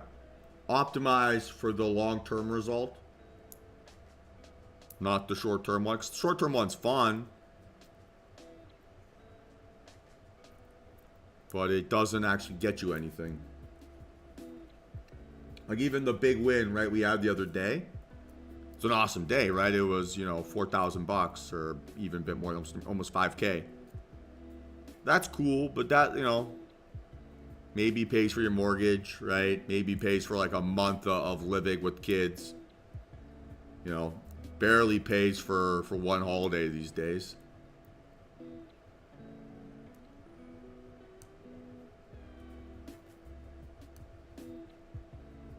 It's like I'm not trying to alleviate 1 month worth of burden. I'm trying to alleviate, 1 year's.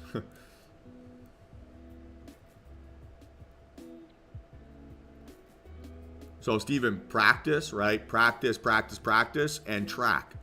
Train your gut to overcome that anxiety by writing down the patterns in your journal and what you're going to look for, right? Fight back against that,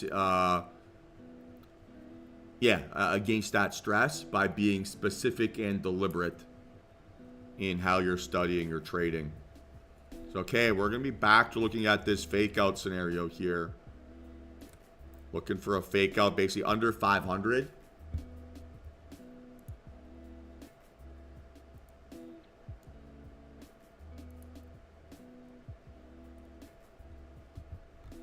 And then a move back up above.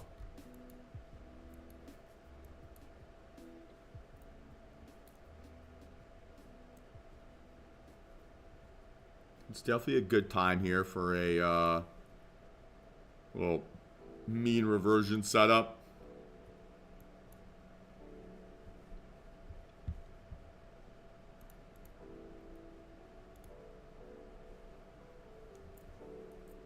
And again, right, this trade might move very quickly, right? It's going to move very quickly in the confirmation, and it's going to move very quickly in your entry timing. So we're still 30 odd points away, right, from having to make a decision. But start to visualize in your mind, right, what a strong reaction would look like. Visualize in your mind how you would know what a failed move would look like, right? Visualize seeing it overreaction flush under, right, this yellow line, then pull back above it quickly and gently pull back into it again. See that price action happening in your mind before you ever execute it. Remove that emotional doubt by being deliberate with what you're looking for.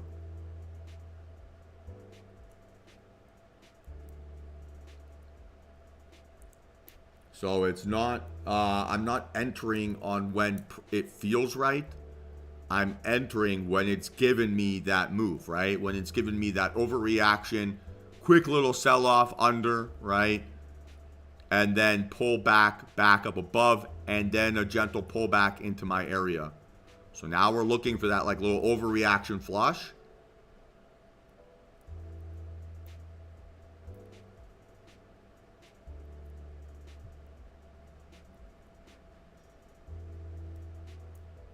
Again, it's got to be under the yellow line. I'll just get this set up here early.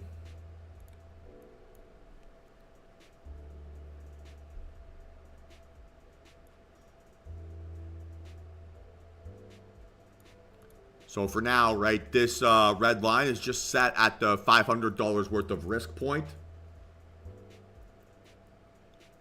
Okay, so there's possibly that first little overreaction flush. Then we want to see it bounce back up pretty quickly here.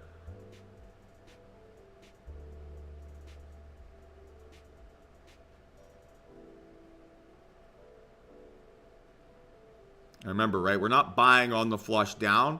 We're buying once it's back, bounced back over the yellow line,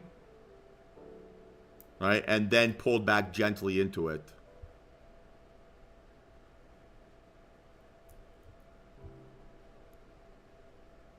Okay, so stop loss would then be 486 for now.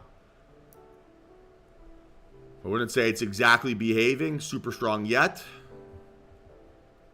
All right, got to 501 and then dumped again. So there's a little move above. Still not ready.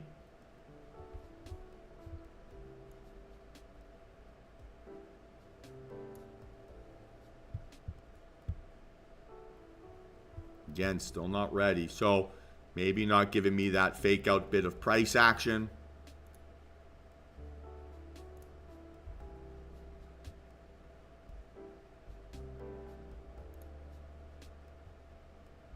Now it's still not dead.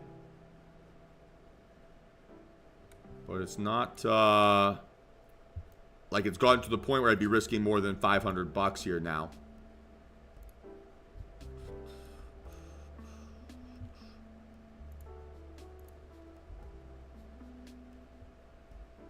All right, so not a fake out, not a fake out.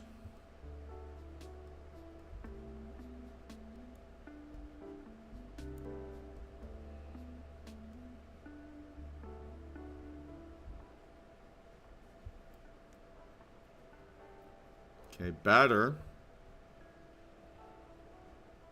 But again, right, the problem with this now is the position sizing. So my stop loss needs to be 475. All right, I can't really easily get a nice entry price, or a entry price with a lot of space.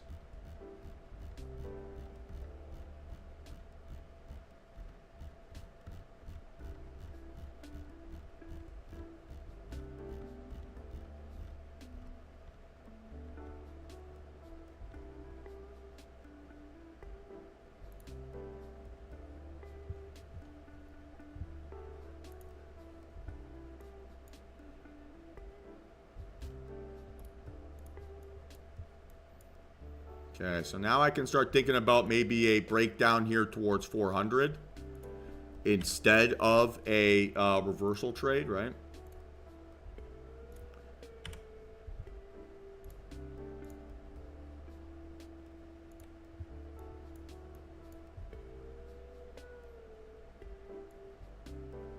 Okay, and we're looking for 76, right, to act as our support here, essentially.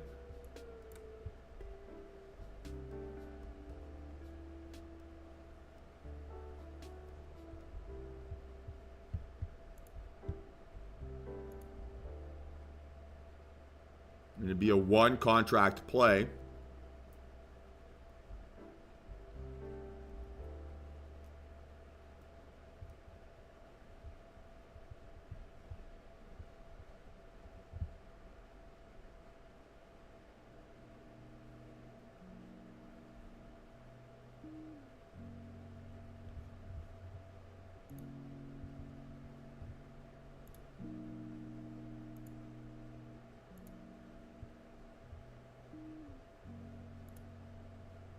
Okay, so now we're going to watch this on the 5, right? Reset, same profit target.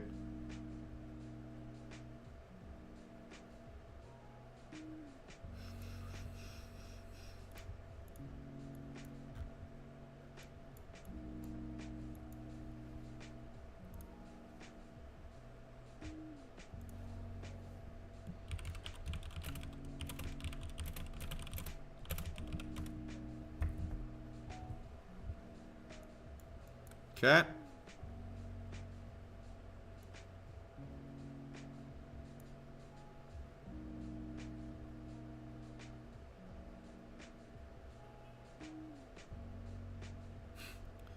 Immediate lower low, right? Does not respect that yellow line whatsoever.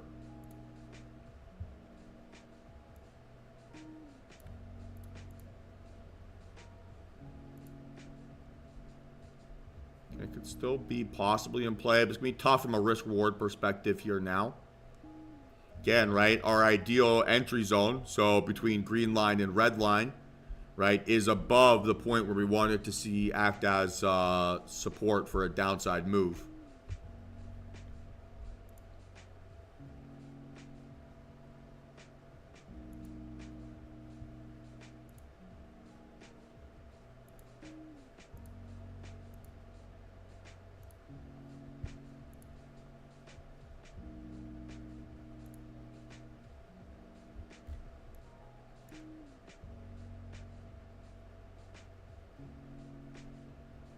$66.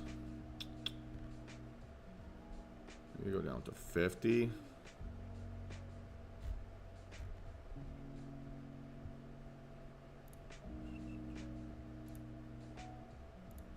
Yeah, not enough space by the looks of it.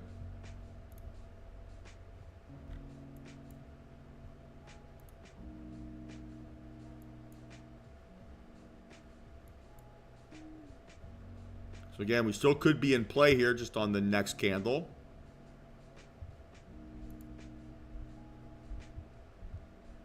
Because I can't justify this from a risk-reward perspective anymore, right?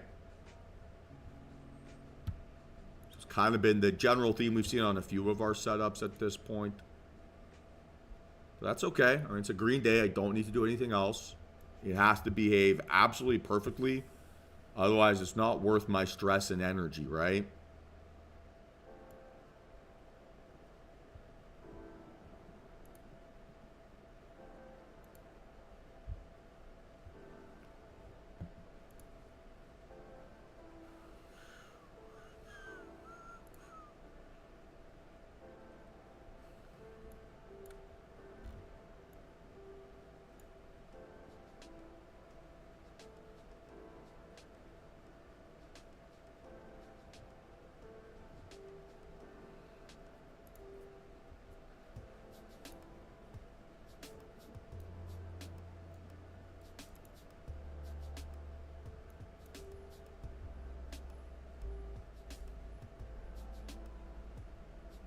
Okay, not quite a fake out scenario here.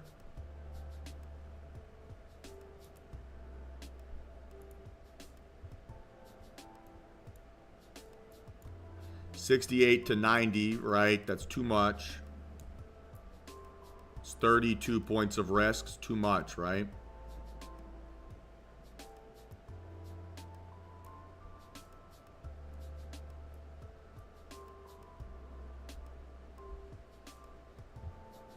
So I'd say the only point where I'd be interested now would be like that 75 area.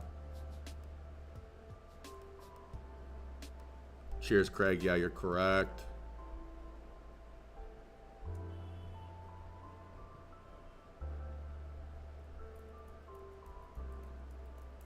So that yellow line, right, would now be the spot. And that's the previous breakdown low.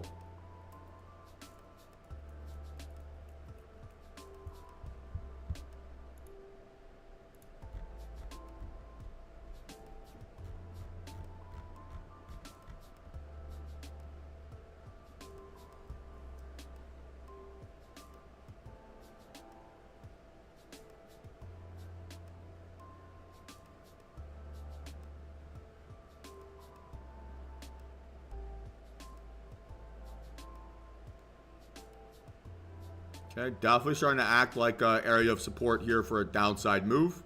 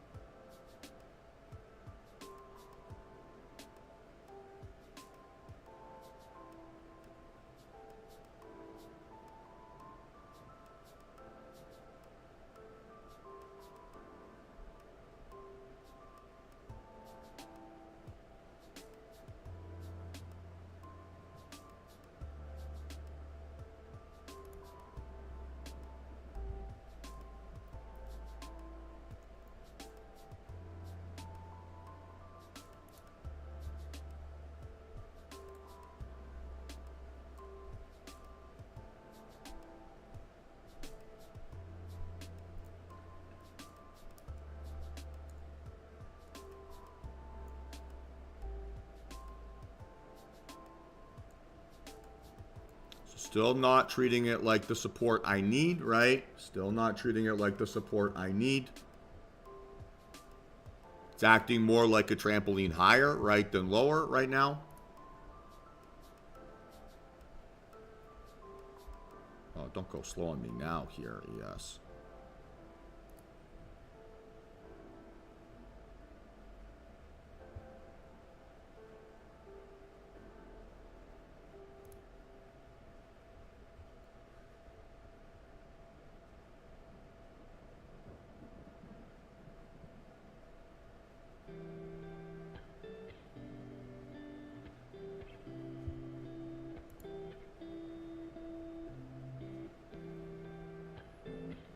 Timing of that is impeccably bad.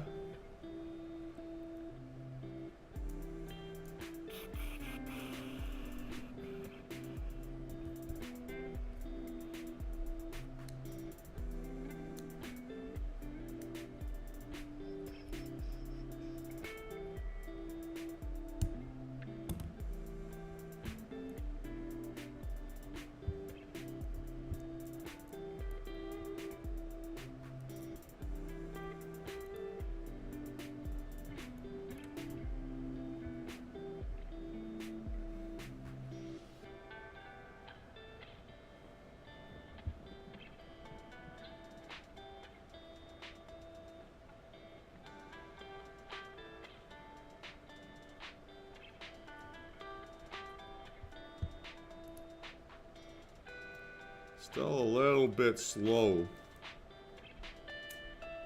It's very nerve-wracking.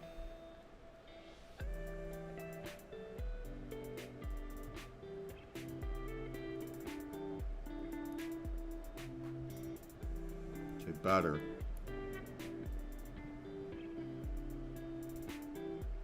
So I'm still watching here, team. I'm still watching.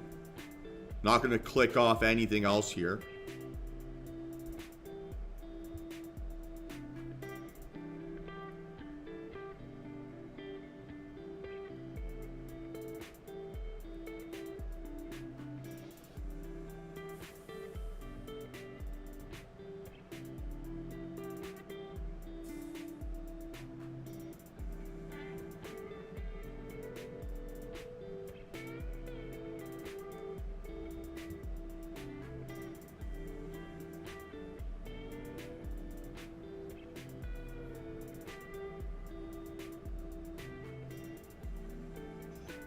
Okay, guys, I am in average price 472, one contract here.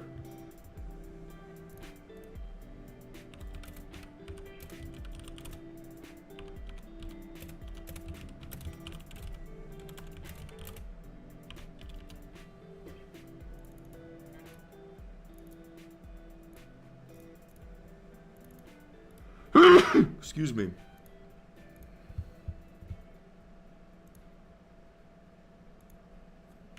Okay, so we can break down here almost immediately.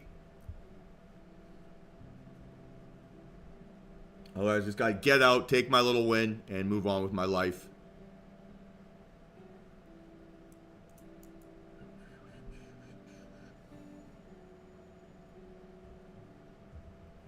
Come on, you can do it.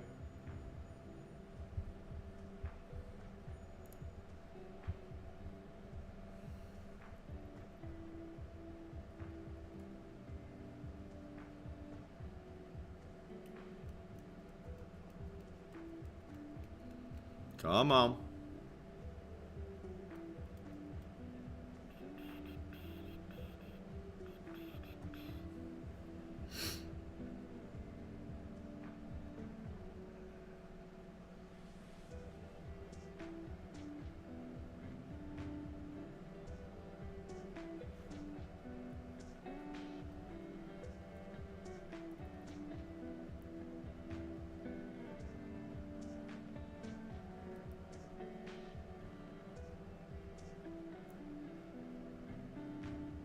Okay, it's got to get under entry price here, right? Otherwise, it's got to get out.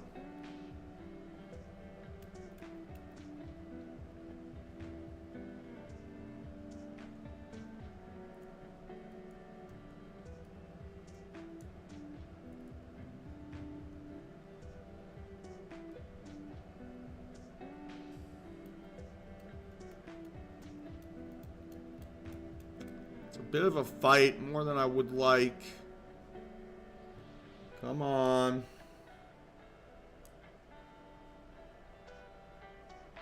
Nice work, Steven. Hey, $1,000 on the day just about is fantastic. Congratulations. Certainly keeps the day job away, I'll tell you that much, man. Well done.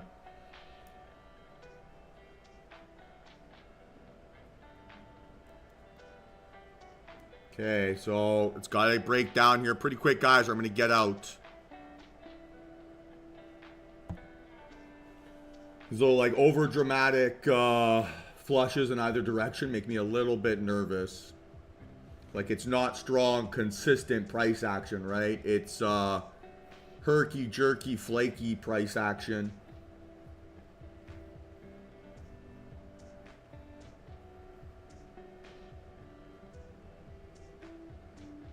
Still a lower low, lower high.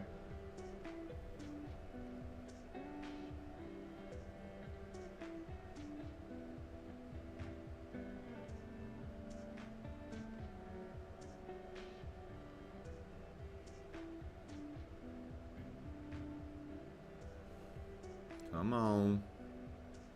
Nice work, Michael. Congratulations. Big days, team. Well done. Well done.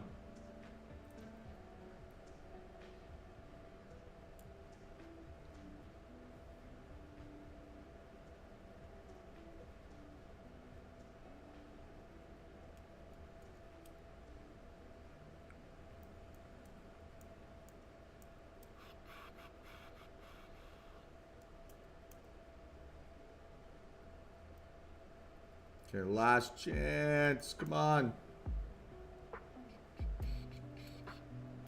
Go Birds. Hell yeah.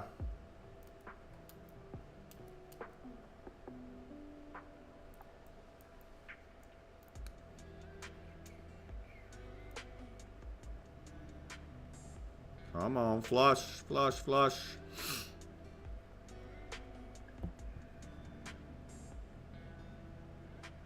Okay, so now let's even keep going here significantly. The next, I guess, point of fear, right, is the fake out under 434. All right, come on. You could do it.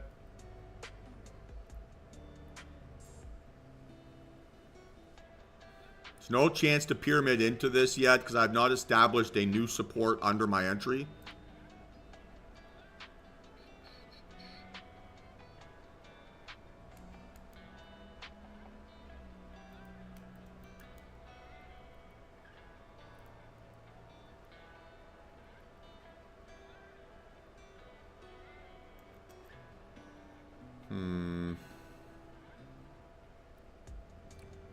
Just a little bit nervy-hervy.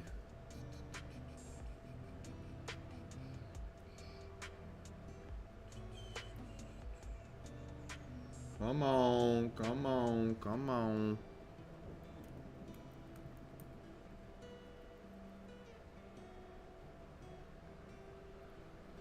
Okay, watch this move under low of day, right? Watch this move here under low of day. Beautiful. Okay, I'm going to look to get out here in a second, team. As close to 400 as I can. It's good volume. Oh, maybe I don't need to close this yet.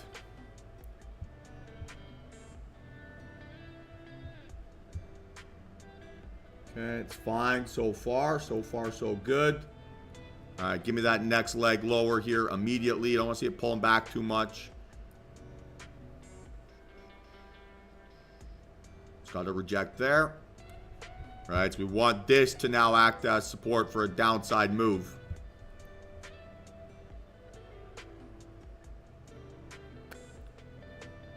It's not doing it.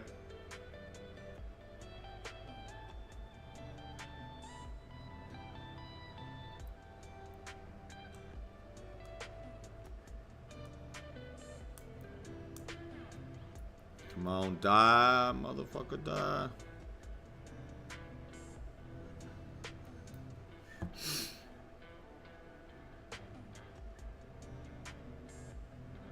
Come on. I haven't had a chance to pyramid into this either. Again, I still haven't felt like I've established a good area of resistance, right, or support that I can use as an entry price, right? The high of this candle as a pullback would be above my entry price.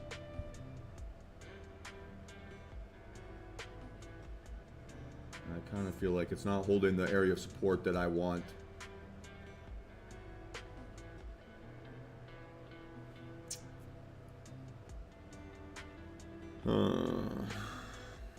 Still a pullback, so nothing wrong with this fundamentally.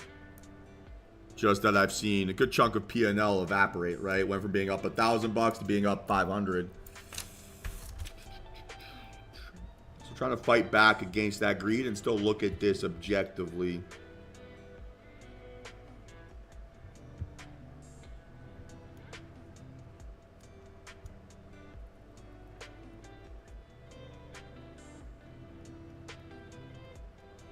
Nice work, Alfred. Let's go. What's that on the day now? It's got to be a good day, right?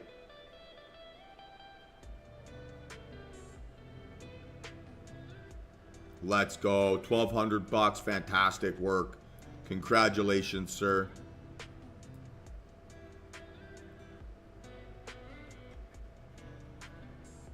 Okay, see if it's got the legs here. A lower low. Come on, baby.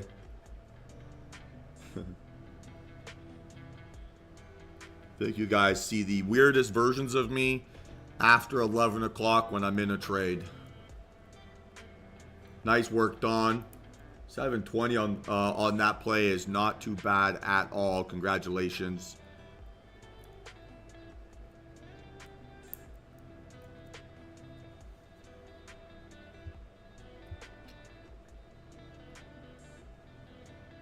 What's that on the day for you today, Don?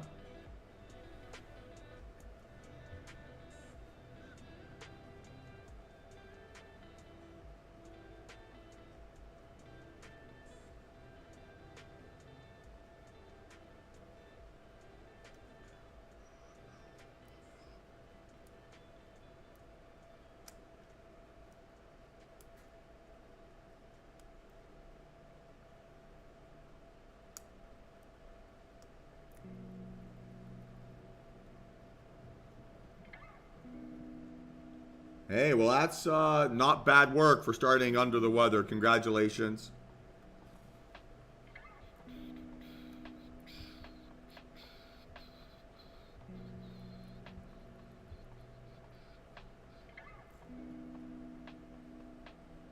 Well, it's just the next round number for our 400. I'm not quite sure what you mean by that, Chris. So do you mean math from a P&L perspective, how much the trade is moving? Or how did I find my white line target?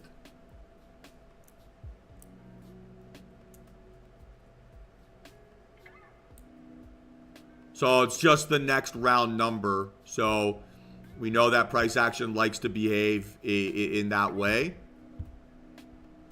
So I just go round number to round number.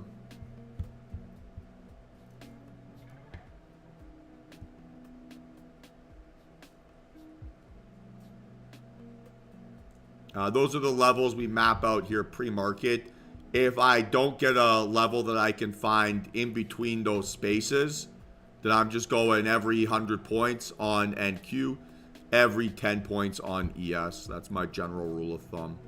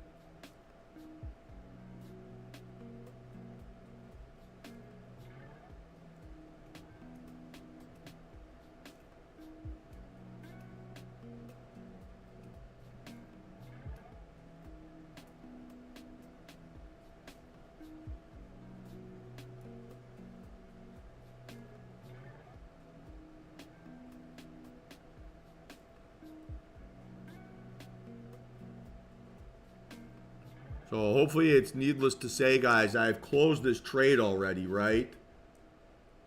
Stopped out protecting a small win. A little bit disappointed with this, I would be honest. Because I went from being up $1,000 to being up 200. That's kind of disappointing.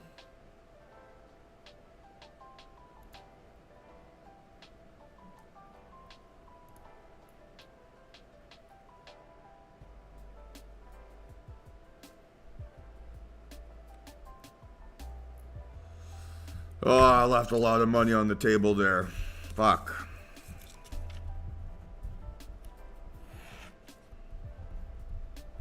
And the mistake I made, right? I identified the area that I wanted to see act as resistance.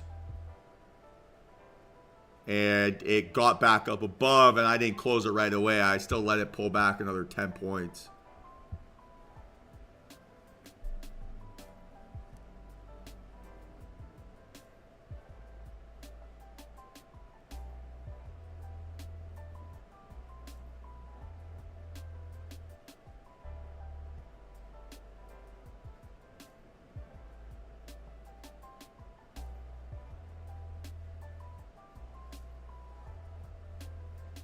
And yeah, your order window looks fine.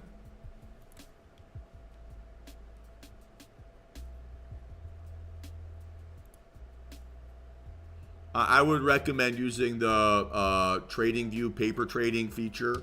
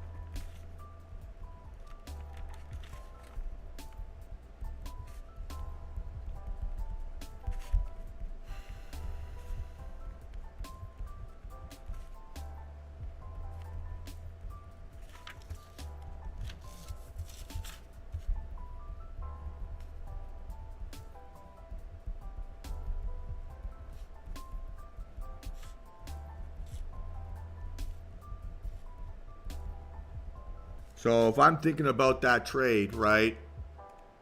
My greed probably cost me $800 on that position,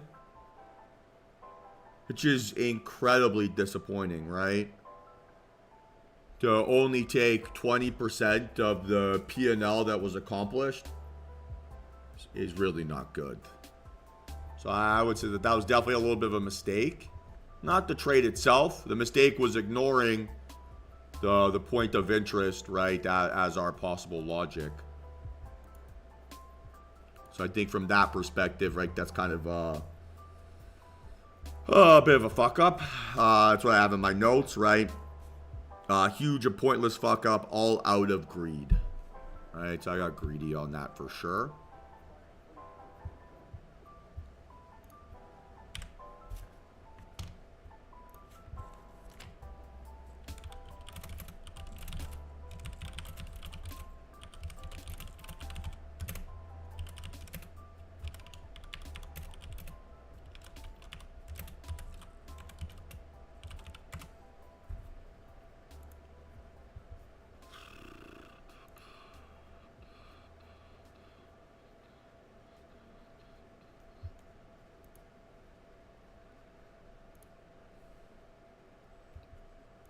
Hey, nice work today, David. $760 is a great day. Can't complain about that.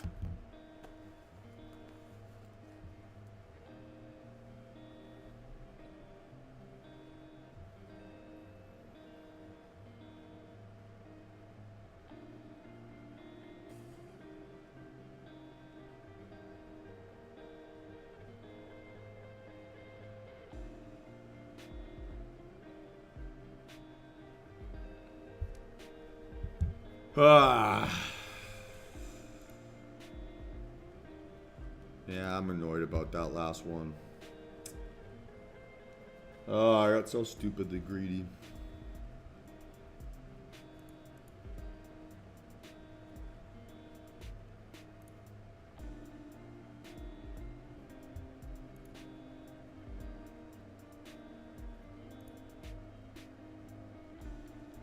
Nice work, Jay. Congratulations.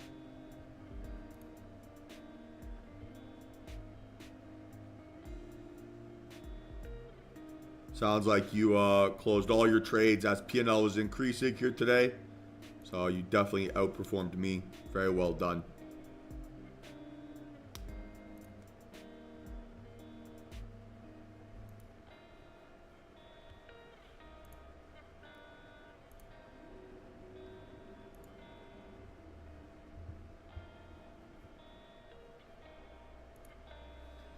I don't think I'm going to place any further trades.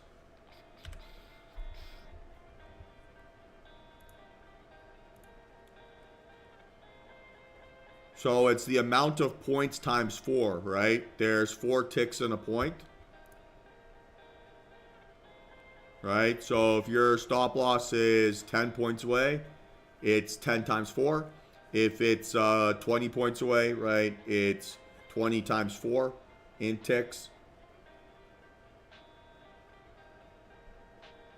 All right, so there's 4 ticks in a point.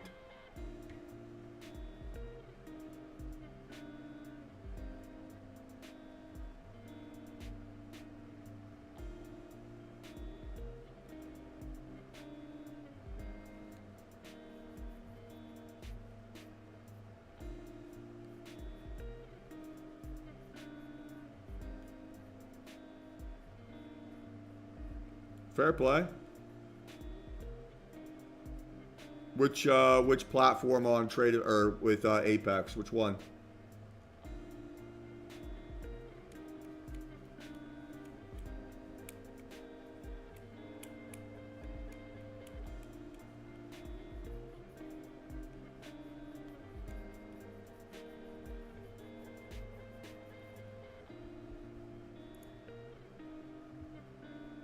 Yeah, but which is it? Tradeovate? Is it Rhythmic? Is it what?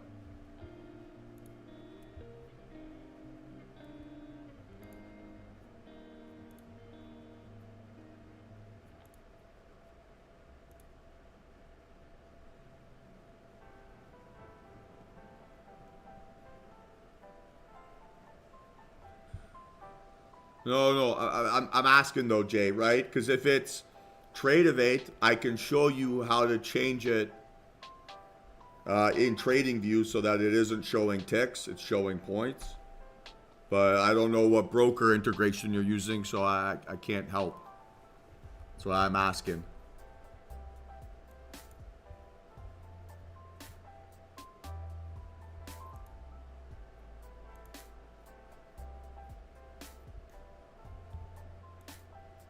Okay, I've never used that platform before, so I can't comment. I'm sure there's a way of changing it to points, though, instead of ticks.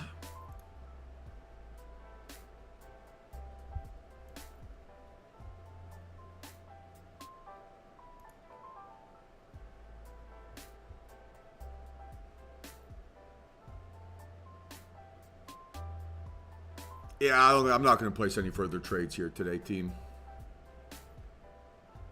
I know, right? But pretty much every charting software I've ever seen allows you to set it in ticks, in points, in dollars, and whatever.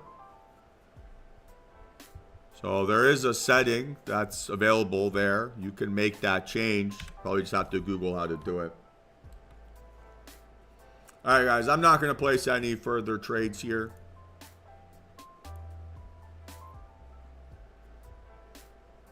Fair enough. Well, you could use a different option next time. But yeah, it's 4 ticks in a point. So however many points, right, between your entry price and your stop loss location, right, times 4.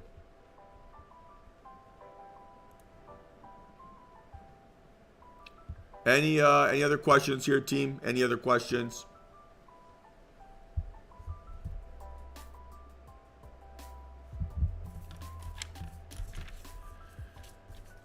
I definitely feel like I left a lot of money on the table.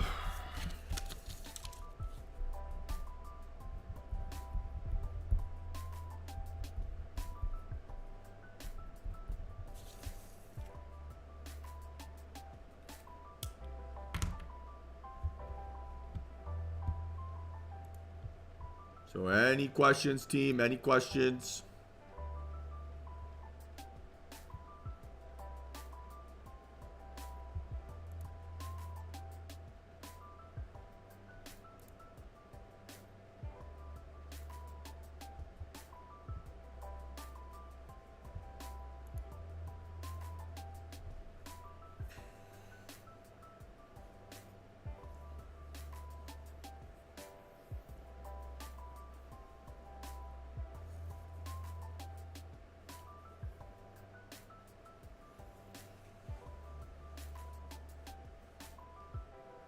Sounds good, Norm. Enjoy your day, man.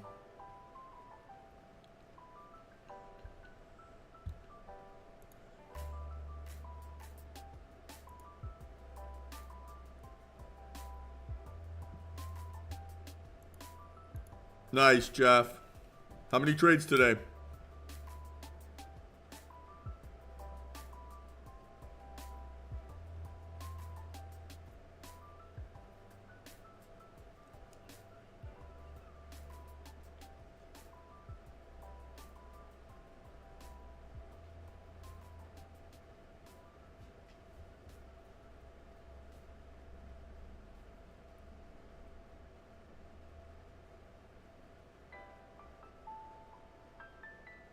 And what were the breakdowns on your 3 trades? What were your entries and exits? Personally, I don't see a setup here yet to the downside. Right, this candle would have to close second most bearish on increasing outlier volume. So sure, looks like it could sell off, but I would need to get confirmation first.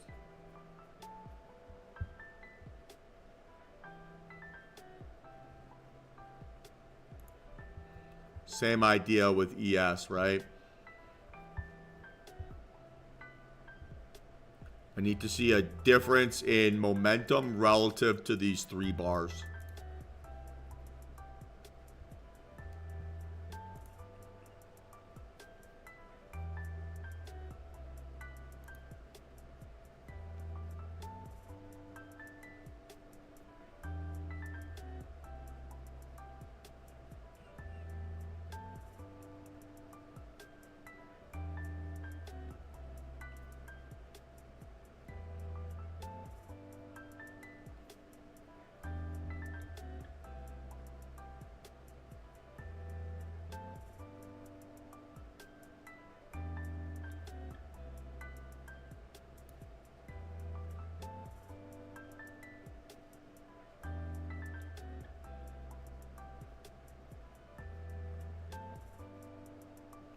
Okay, and then your exits, Jeff? Right, were you closing on pullbacks towards your entry, or were you looking, did you at least close one of them as P&L was going?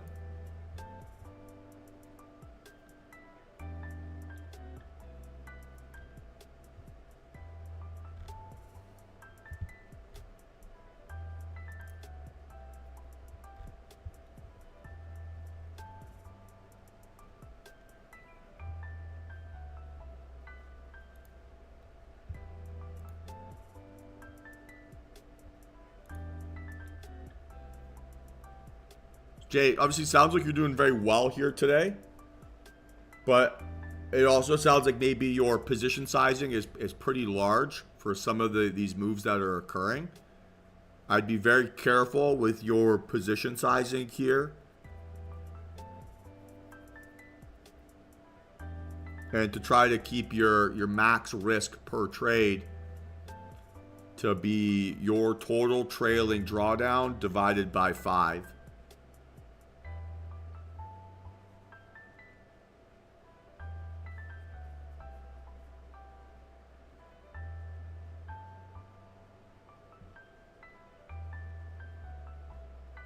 And that's an incredible day, right? That's an incredible day. And I'm not trying to discredit that whatsoever. But just be very careful with your position sizing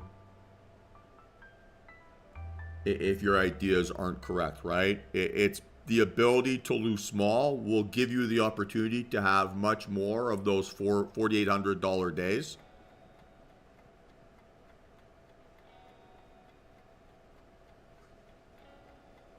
And I don't want to see you give back any of that hard-earned P&L today. And at what price was that, Jeff? Which trade? Because I don't think it should be a small day. It should be more than a 1R day, right? From a P&L perspective.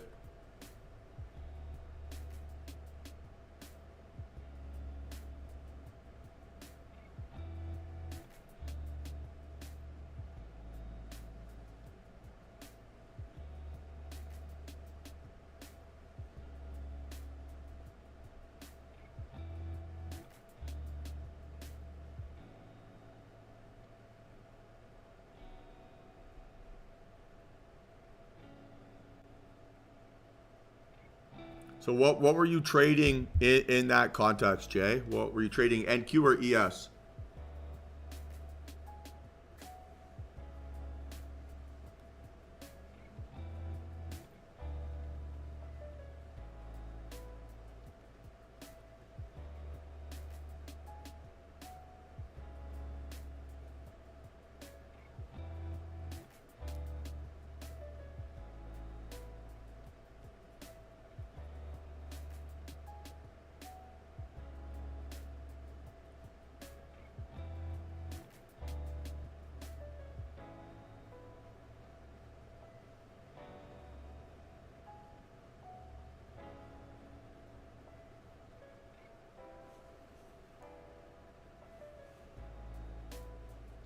What was it? Was it NQ or ES? Which one?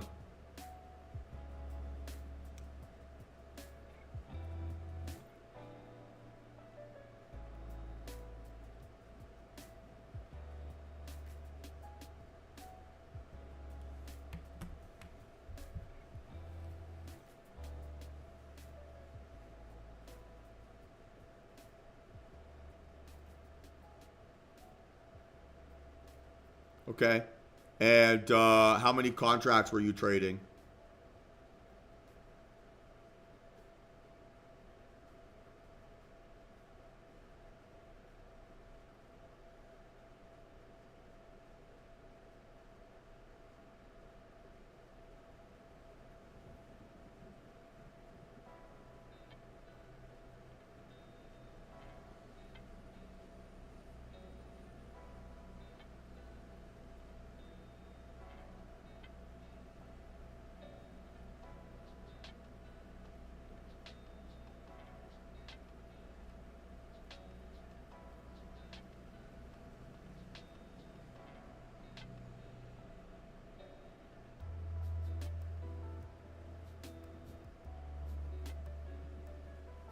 How many contracts were you trading, Jay? What do you mean by pattern day trading? As in the pattern day trading rule for margin? No, what's the number of contracts? How big was your position sizing?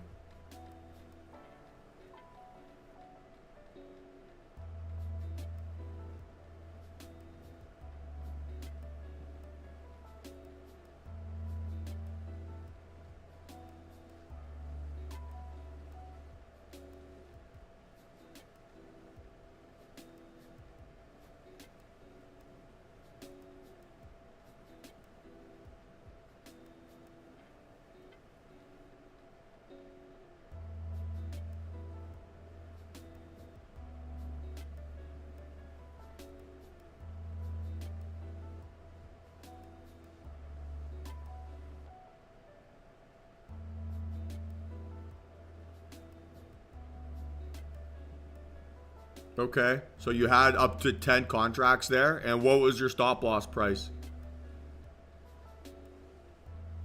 And your entry. So what was your average price and your stop loss?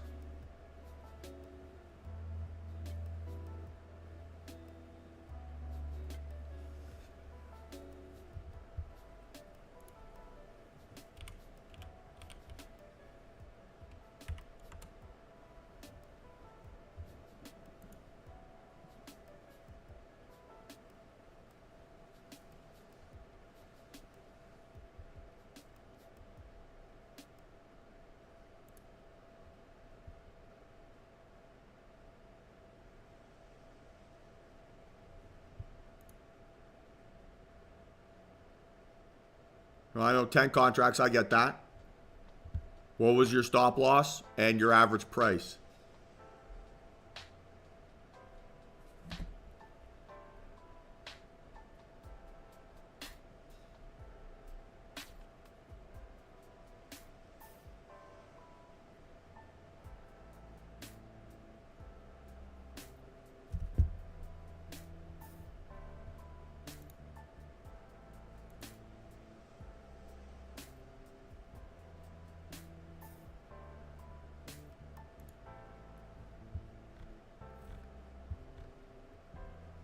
Because based on that math, right, like your position sizing meant that you were a 12.5 point move from losing access to your account.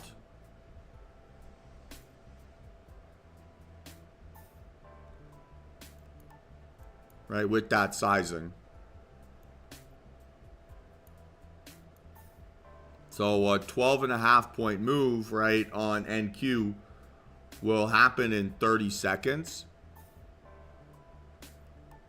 Right, like this candle's range already on this 5 min, right, it's 20 odd points.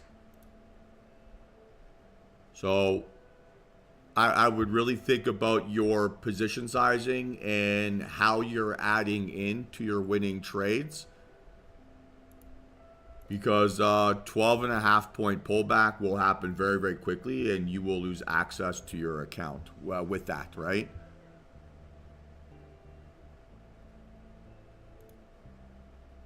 So unless you're like absolutely perfect, you're gonna lose. Yeah, but that also works, right? With Apex, it's a high watermark P&L. So if you're up 15 points on a trade,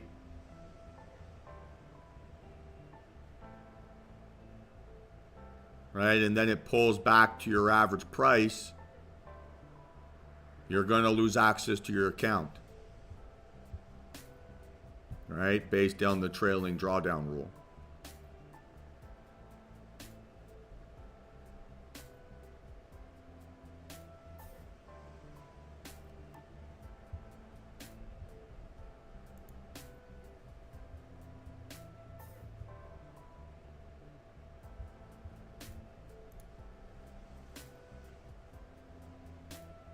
All right, so you clearly have a good eye for how markets move and for being able to catch trades. But your position sizing makes it impossible for you to get a payout. It will be impossible because every time you make a mistake, you're just going to blow your account. Right? So the position sizing needs to be significantly smaller.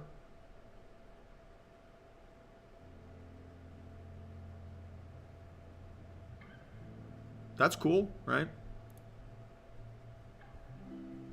And that's what it should be.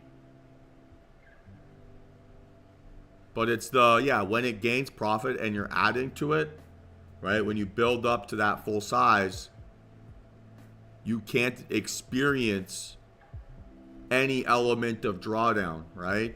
You can't go from being in at 540, right, to now it's 562, and then now it's 550. When you go from that 562 to 550, you're going to lose access to your account.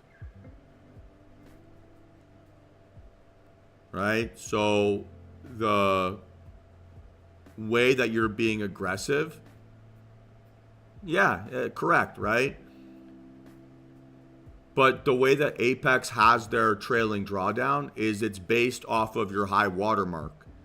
So during your evaluation stage, right, if at any point you lose $2,500, you're going to lose access to your account, right? So it's not drawdown from 50,000. Once whatever your high watermark is, so even if you didn't realize those gains, you're going to lose access, right, if you lose $2,500 at any given point, right?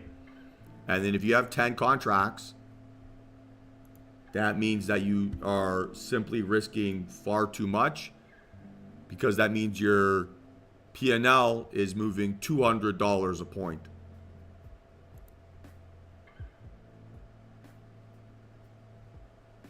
And yes, yeah, you've exceeded your profit target for your 50K account. So you wouldn't need to size or take any further trades here.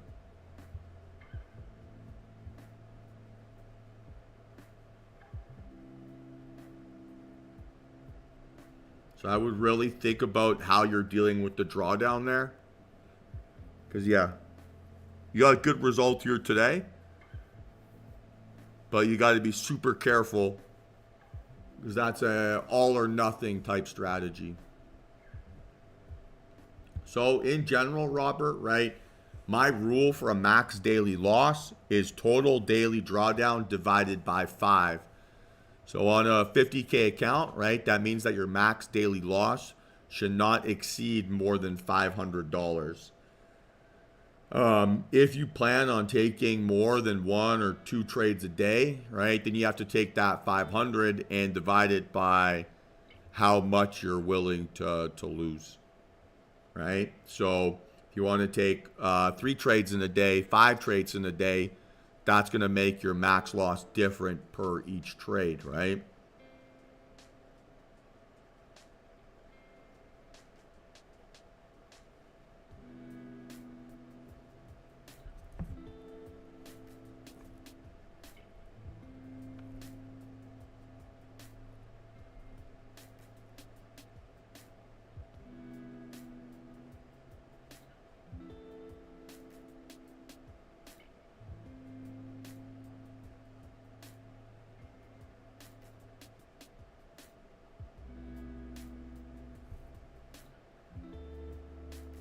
Not with Apex, no.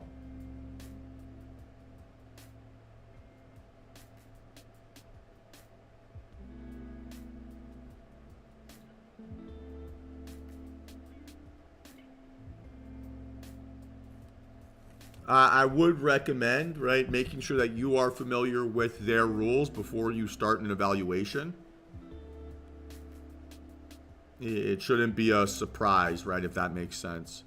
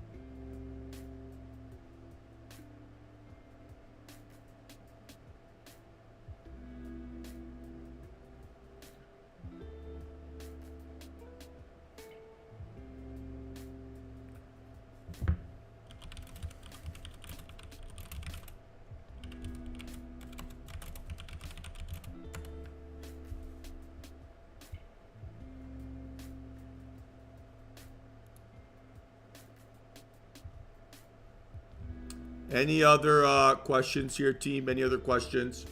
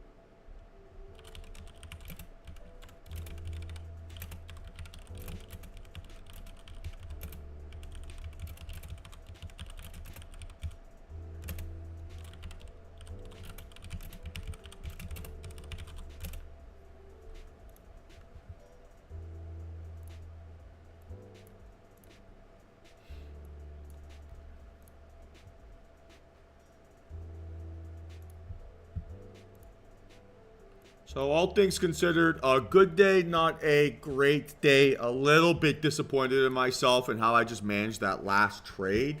It feels like a little bit silly.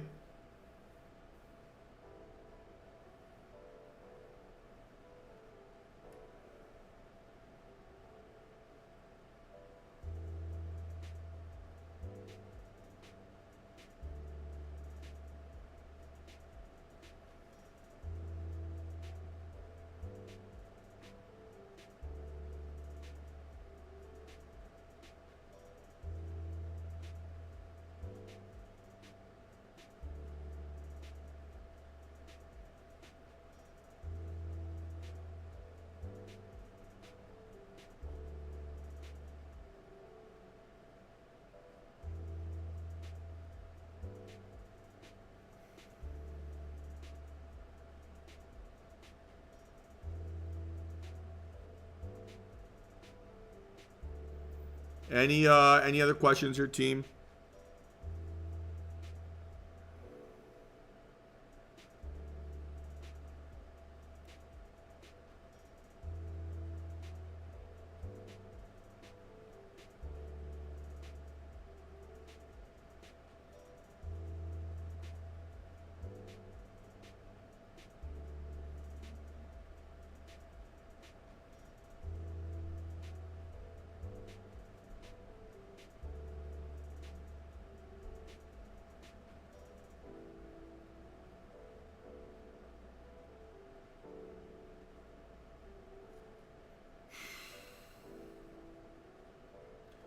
Jay, you've passed your account, man. Why are you taking more trades?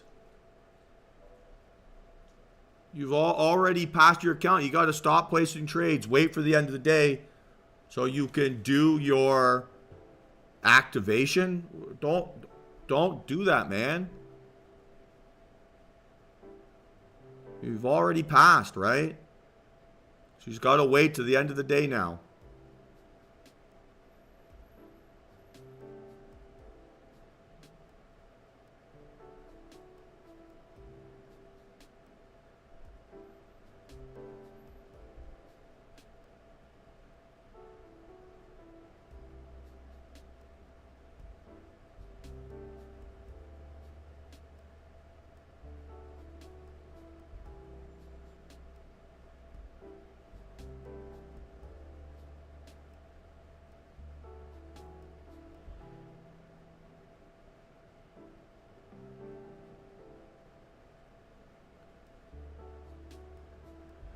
All right, Jay, I'm not going to tell you to not blow your account, but you've already accomplished what you need to pass.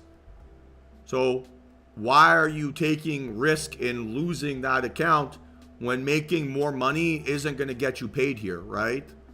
There's no benefit to you now making more money trading these evaluations.